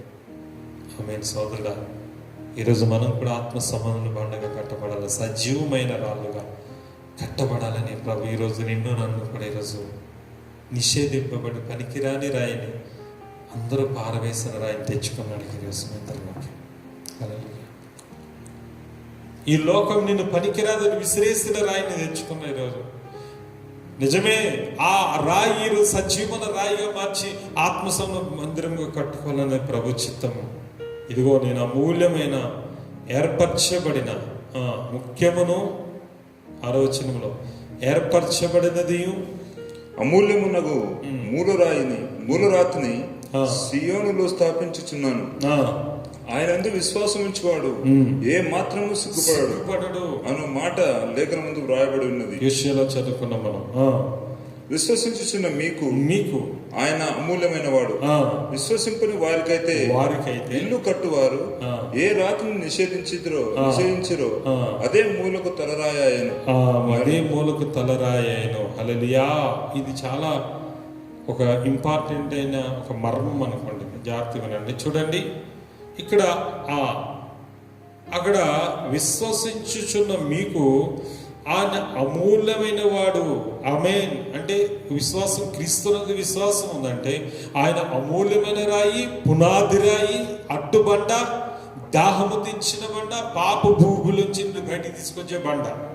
కొంతమంది ఉంటారు నమ్మరు, విశ్వాసము లేదు. వీళ్ళకి ఎటువంటి బండ తెలుసా? దేవుని స్తోత్రం, హల్లెలూయా. ఎవరైతే విశ్వసింపని వారికి అయితే ఆయన ఇల్లు కట్టువారు ఏ రాత నిశ్చయంగా అదే మూలకు తలరాయి అవుతుంది, మరి అది అడ్డురాయి అడ్డుబండ అవుతుంది. కట్టువారు వాక్యములకు అవిధేయులై తొట్టిల్లుచున్నారు, దానికే వారు నియమింపబడితే. హల్లెలూయా. ఇటువంటి వారు అవిధేయులై తొట్టిల్లబడి దానికే వారు నియమింపబడ్డారు. వారికి అడ్డురాయిగా ప్రభు మారిపోవచ్చు. అంటే సోదరి ఈరోజు వారిని తొట్టిల్లు చేసే స్థితి ప్రభు వల్లనే కలగచ్చు, వారు పడిపోయే స్థితి కలగచ్చు. కనుక ఈరోజు ప్రభు నీతో మాట్లాడుతున్న వాక్యాన్ని బట్టి ఒక్కరోజు ఒక్కసారి సరి చేసుకోండి సోదరుడా. నిషేధింపబడిన రాయి మూలకు తలరాయిగా, తలకు మూలరాయిగా దేవుడు నిన్ను మార్చాలని ప్రభు చిత్తం. నిన్ను ఒక పునాది రాయిగా మార్చాలని చిత్తం, సజీవమైన రాయిగా మార్చాలని ఆయన చిత్తం. ఈరోజు ఆయన ఒక ఆత్మ సంబంధమైన మందిరంగా కట్టుకొని ఆయనలో ఆయన ఉండాలని ఆయన ఆశపడుతున్నాడు. నీ దేహమే దేవుని ఆలయం, సజీవన రాయిగా మార్చుకొని ప్రభు పాదాలు పట్టుకుందాం, ప్రభువును వేడుకుందాం. ప్రభా, నేను నిషేధింపమన్న రాయి నేను తీసుకొచ్చావు, నా కుటుంబాన్ని తీసుకొచ్చావు. తాగుబోతు తండ్రితో, తాగుబోతు భర్తతో నిషేధింపబడ్డామయ్యా. కనీసం గుక్కడి గెంజి కూడా తాగని పరిస్థితి ఉండేది మా జీవితంలో. పిల్లలతో లభోదీపమని కొట్టుకున్న కనీసం ఇప్పుడు వీమిచ్చి వాళ్ళు కనుక నేను ఈరోజు ఈ మందిరానికి రాక నా భర్త మారాడు, ఈరోజు సమృద్ధిగా భోజనం చేస్తున్నాను. చాతబడుతోనైనా భయంకర దురాత్మలతో పట్టి పీడింపబడి మంత్ర పడకలు మరణ పడకలు ఉన్నప్పుడు నేను ఎవరు పట్టించుకోలేదు, కానీ ఈరోజు నాయన నన్ను మందిరంలో బాగు చేశావయ్యా. అయ్యా, భార్య భర్తలు విడిపోయి ఒంటరైపోయి ఆఖరి కేసులు కోట్లు పాలైపోయినప్పుడు ఎవరు వచ్చి నన్ను కలపలేదు నాయన. ఈరోజు నా భర్త నన్ను కలిపిన బండము నీవే. నా జీవితంలో సమాధానం ఇచ్చావు. నిరుద్యోగులై నిష్ఫలంలో అయితే తిరుగుతున్న సమయంలో నీ మందిరానికి రాగా బలవంతమైన జీవితం ఇచ్చి నన్ను పనికి వచ్చే బండగా మార్చి మంచి ఉపాధిని ఇచ్చింది ప్రభా నీవే నా జీవితంలో. ఇవన్నీ జ్ఞాపకం చేసుకొని సోదరు ప్రభు వాక్యం అనేది ఖచ్చితంగా ఉండాలి. వాక్యమునికి అవిధేయులైతే తొట్టిల్లుతారు, వాక్యమునికి విధేయులైన వాడు మాత్రం సజీవన రాయిగా మూలరాయిగా, మరి ప్రభే మూలరాయిగా పునాది రాయిగా ఉన్నప్పుడు ఆత్మస్వన మందిరంగా అపోస్తులు కట్టిన పునాది మీద నువ్వు కట్టబడతావు. ఆయనతో పాటు ఉంటాం, యుగయుగములు ఆయనతో ఉంటాం, ఆయనతో పాటు ఏలుబడి చేస్తాం, ఆయనతో కలిసి జీవిస్తాం సోదరుడా. కనుక ఈరోజు ఆ బండ దగ్గరికి వద్దాం, ఆ బండకు చెప్పిన మాట విందాం, ఆ బండ చెప్పినట్టుగా నడుదాం, ఆ బండ నుంచి వెంబడిద్దాం. ఎందుకంటే చాలామంది ఆ కొరింథీ మొదటి అధ్యాయంలో వారు ఉన్నారు, కానీ అవిధేయులై తొట్టిల్లిపోయారట, నిలబడలేకపోయారు. వాళ్ళ వల్లే మనం ఉండకూడదట. ఈ వాక్యం చెప్పి ముగించేస్తాను. మొదటి కొరింథీ 10వ అధ్యాయం మొదటి నుంచి చదువుకుని ఒకసారి ముగించేసుకుందాం. సహోదరులరా, ఈ సంగతి మీకు తెలియకుండా నాకు ఇష్టం లేదు. అదేదనగా మన పితరులందరూ మేఘం కింద ఉండేది, వారందరూ సముద్రంలో నడిచిపోయేది. అందరూ మోషను బట్టి మేఘంలోను సముద్రంలోను బాప్తిసం పొందిరి. అందరూ ఆత్మ సంబంధమైన ఒకే ఆహారం భుజించిరి. అందరూ ఆత్మ సంబంధమైన ఒకే పానీయమును పానం చేసిరి. ఏలైనగా తమను వెంబడించిన ఆత్మ సంబంధమైన బండలోనిది త్రాగిరి. ఆ బండ క్రీస్తే. అయితే వారిలో ఎక్కువ మంది దేవునికి ఇష్టలుగా ఉండలేకపోయారు గనుక అరణ్యంలో సంహరింపబడి వారు ఆశించిన మనము చెడ్డవాటిని ఆశించకుండా ఈ సంగతులు మనకు దృష్టాంతములుగా ఉన్నవి. ఈ సంగతులు మనకు ఎందుకు దృష్టాంతం ఉంచాడు? వారు ఆత్మ సంబంధ బండలో నీళ్ళు త్రాగారట, ఆత్మ సంబంధమైన ఆహారం తిన్నారు, మేఘములో సముద్రంలో బాప్తిసం కూడా పొందారు. కానీ వారెవరు కూడా నిలవలేకపోయారు, బలహీనమైపోయారు. ఈరోజు కూడా సన్నిధిలో ఎన్నోసార్లు బలహీనమైపోయాను, నిలవలేకపోయాం.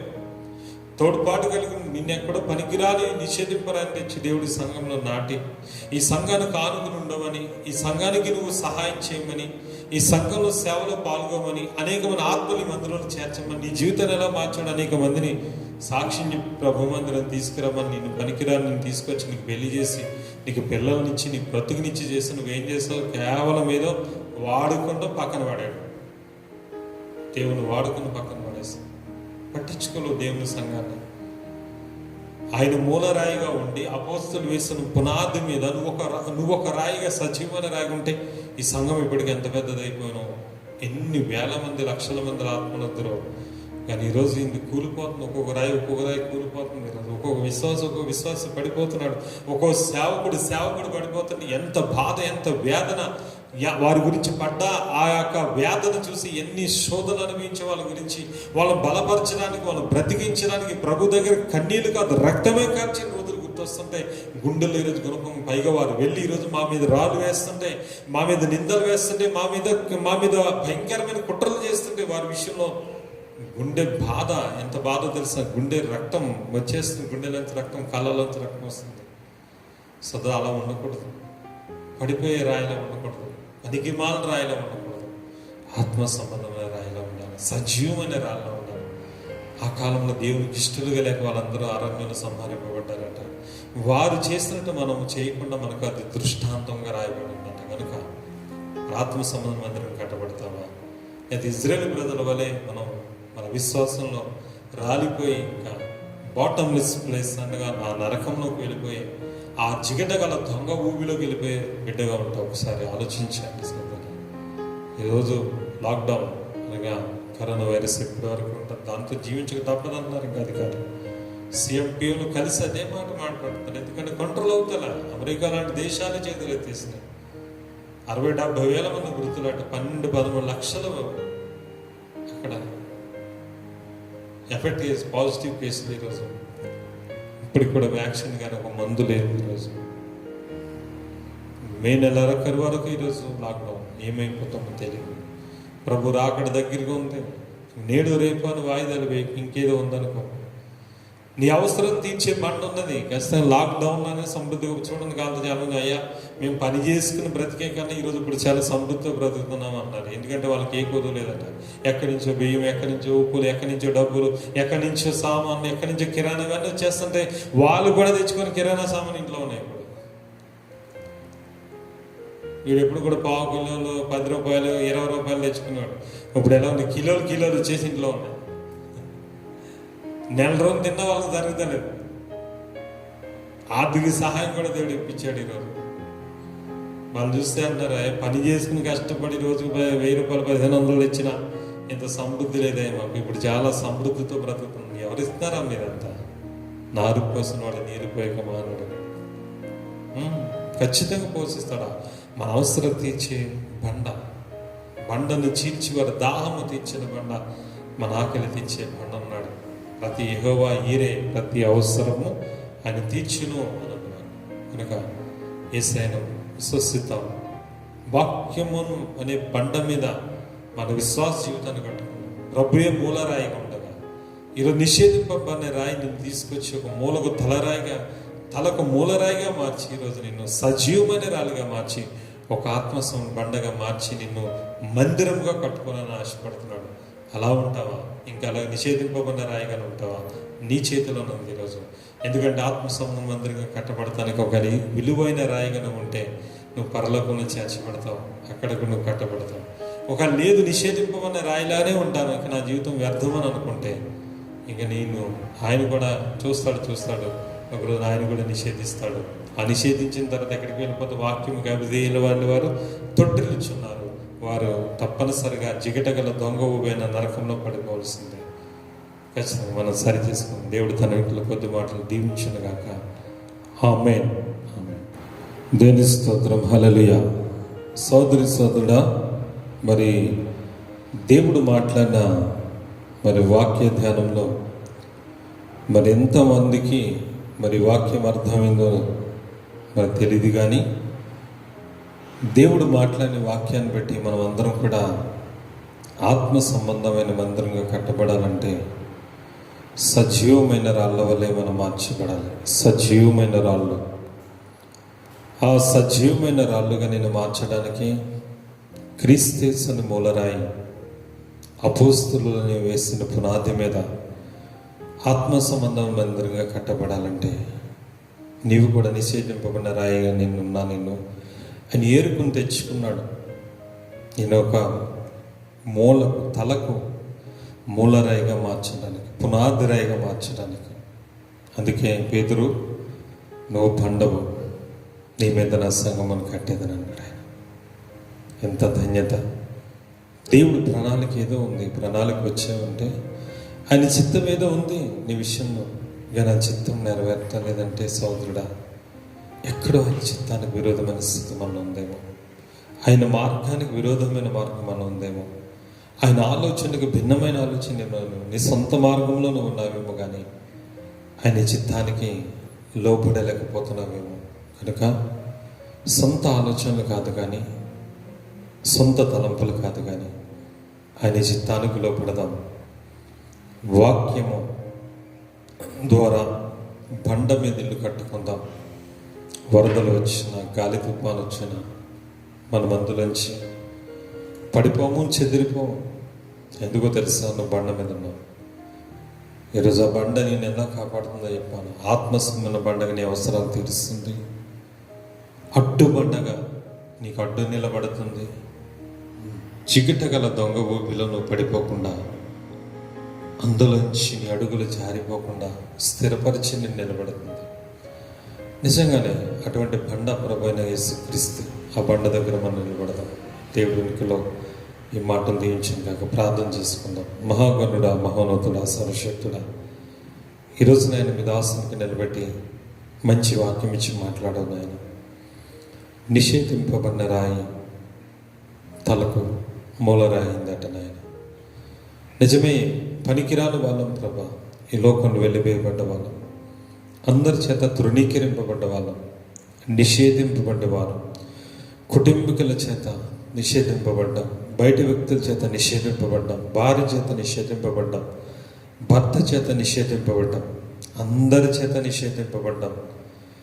నీ బ్రతికింతేనా, నీలాంటి వాడు చస్తే మంచిదేమో, నీలాంటిది చనిపోతే మంచిదేమని మాటల ద్వారా దూషింపబడి వేదన చెంది కన్నీళ్ళే ఆహారమే ప్రభు అన్న సమయంలో ఏమి చేయాలో తెలియని నన్ను, లోకంలో ఆత్మహత్య చేశారనమని తిరుగుతున్న నన్ను, పనికిరా నన్ను ఆ రోజు నిషేధింపబడిన రాయిని తీసుకొచ్చి నన్ను తలకు మూలరాయిగా మార్చావు ప్రభా. నిజమే పేతురు, నువ్వు బండవు, నీ బండ మీద నా సంగమును కడతానన్నావు నాయన. పరలోక రాజ్యం తాళము చెవులకి ఇస్తాను నాయన, పాతాళక ద్వారాలను ఎదురు మూసేస్తానన్నావు. నువ్వు భూమి మీద వేటిని బంధిస్తే పరలోకముందు వాటిని బంధించి, భూమి మీద వేటి పరలోకముందు వాటిని విప్పుతానన్నదేవా. ఎంత ధన్యత, ఎంత ధన్యత ప్రభు. ఈరోజు నేను గొప్ప బండ ప్రభు. ఈరోజు ఆ బండను నాయన ప్రభు నువ్వే ఉండగా, అపోస్తులు వేసిన నాయన ప్రభు పునాది మీద సజీవమైన రాళ్ళవలే నువ్వే మూలరాయి ఉండగా, అపోస్తులు వేసిన పునాది మీద నాయన విశ్వాసమైన పాలమైన వాక్యము ద్వారా నిర్మలపరుచుకుని నేను నిర్మల పాలని ప్రభ పాలన అపేక్షించి విశ్వాసమని ప్రభు ద్వారా మేము నాయన సజీవమైన రాళ్ళ వలె మార్చబడి, అమూల్యమును నాయన తండ్రి సజీవునైన ప్రభుని ఎద్దకు వచ్చి మేము సజీవమైన రాళ్ళ వలె ఆత్మసమన మందిరంగా కట్టబడాలి. ఎందుకంటే ఆ బండ మాకు ఒక అడ్డుబండ నీవే వేసే. మా శోధనలో, మా శ్రమలు, సాతాను, శత్రువులు వెంబడించిన అడ్డుపడుతున్నా ప్రభు. రెండోది, మా ఆత్మదాహం తీర్చి, మా అవసరాలు తీర్చి బండగా చీలి ఆత్మస్వను పానీమించి మా అవసరతలన్నీ తీర్చిన హోరేగా ఉన్నాయి. అలాగే ప్రభు ఈరోజు పాపం అనే ఊబిలో, దొంగ ఊబిలో మునిగిపోకుండా నాయన ఆ ఊబిలోంచి తీసి మా అడుగులు స్థిరపరిచి ఊపిలో మునిగిపోకుండా స్థిరమైన రాయి మీద నిలబెట్టావు ప్రభు. ఈ విధంగా పనిచేస్తున్న నాయన తండ్రి, ఇదిగో అమూల్యమైన పునాది రాయివు నాయన, నీవు కూడా తృణీకరపడి నిషేధింపబడిన రాయివైనా తలకు మూలరాయిగా మారిపో మమ్మల్ని కూడా ఆ రీతిగా మార్చడానికి సిద్ధంగా ఉన్నావు కనుక ఇచ్చిన వాక్యం బట్టి ప్రభా, పునాది రాయి వల్ల మేముండి సజీవమైన రాళ్ళ వలె ఆత్మసమన మందిరంగా కట్టబడి అందులో ప్రభునికి నివాస స్థలం మేము మారడానికి సహాయం చేయండి. అందునిమిత్తం తండ్రి మా పాపం అనే దొంగ ఊబి నుంచి విడుదల పొంది వాక్యము ద్వారా బండ మీద ఇల్లు కట్టుకోవాలని నువ్వు మాట్లాడవు గనక తండ్రి, ఈరోజు సకల దుష్టత్వం, దుర్నీతి నుంచి మేము విడుదల పొందాలని మాట్లాడవు గనక ప్రభా, మీరే మమ్మల్ని కాపాడి నిర్మలమైన వాక్యం అనే పాల వలన ప్రభా మిమ్మల్ని మేము పెంపారకొనొచ్చు నీలో కట్టబడే ఆత్మస్మరాలను ఉంచమని ఈ వాక్యమైన ప్రతి ఒక్కరిని కూడా మీరు దీవించండి ప్రభు. వాక్యమైన ప్రతి ఒక్కరిని దర్శించి ఏ చిత్తమో ప్రకారం తన ప్రణాళికలు అంటుకట్టో తెలియదు, కానీ ఆ చిత్తాన్ని వారి విషయంలో జరిగించమని, వారి జీవితంలో ఉన్న ప్రతి కొదువు నుంచి మీరు ఇప్పించమని త్వరగా వైరస్ అనేది లైమైపోయి లాక్డౌన్ ఎత్తివేయబడి సాధారణ జనజీవితం దయచేయమని రాకడలో నాయన మేమందరం ఎత్తబడి సజీవన రాళ్ళ వలె నీకు అంటు కట్టబడి నీలో మందిరంగా కట్టబడుతూ సహాయం చేయమని మా ప్రభు రక్షకుడు యేసు క్రీస్తు నామమున మిక్కిలి వినంగా బ్రతికినాడు ప్రార్థించి వేడుకున్నాను పరమ తండ్రి ఆమేన్. యేసు రక్తం జయం, సులువు రక్తం జయం, యేసునామమున సంపూర్ణ విజయం కలుగునుగాక. సమస్త ఘనత మహిమ ప్రభావం తండ్రి కుమార పరిశుద్ధాత్మ కృతిగల దేవుని సదాకాలం చెందునుగాక. ఆమేన్. తండ్రి అయిన మన దేవుని ప్రేమయు ప్రభువైన యేసు క్రీస్తు వారి కృపయు రక్షణయు పరిశుద్ధాత్మ దేవుని సహాయం మోకరించిన మాకు సర్వలోకని ప్రియబిడ్డలందరికీ ఇప్పుడు సదాకాలం తొడ దీవించి ఆశీర్వదించునుగాక. ఆమేన్ ఆమేన్.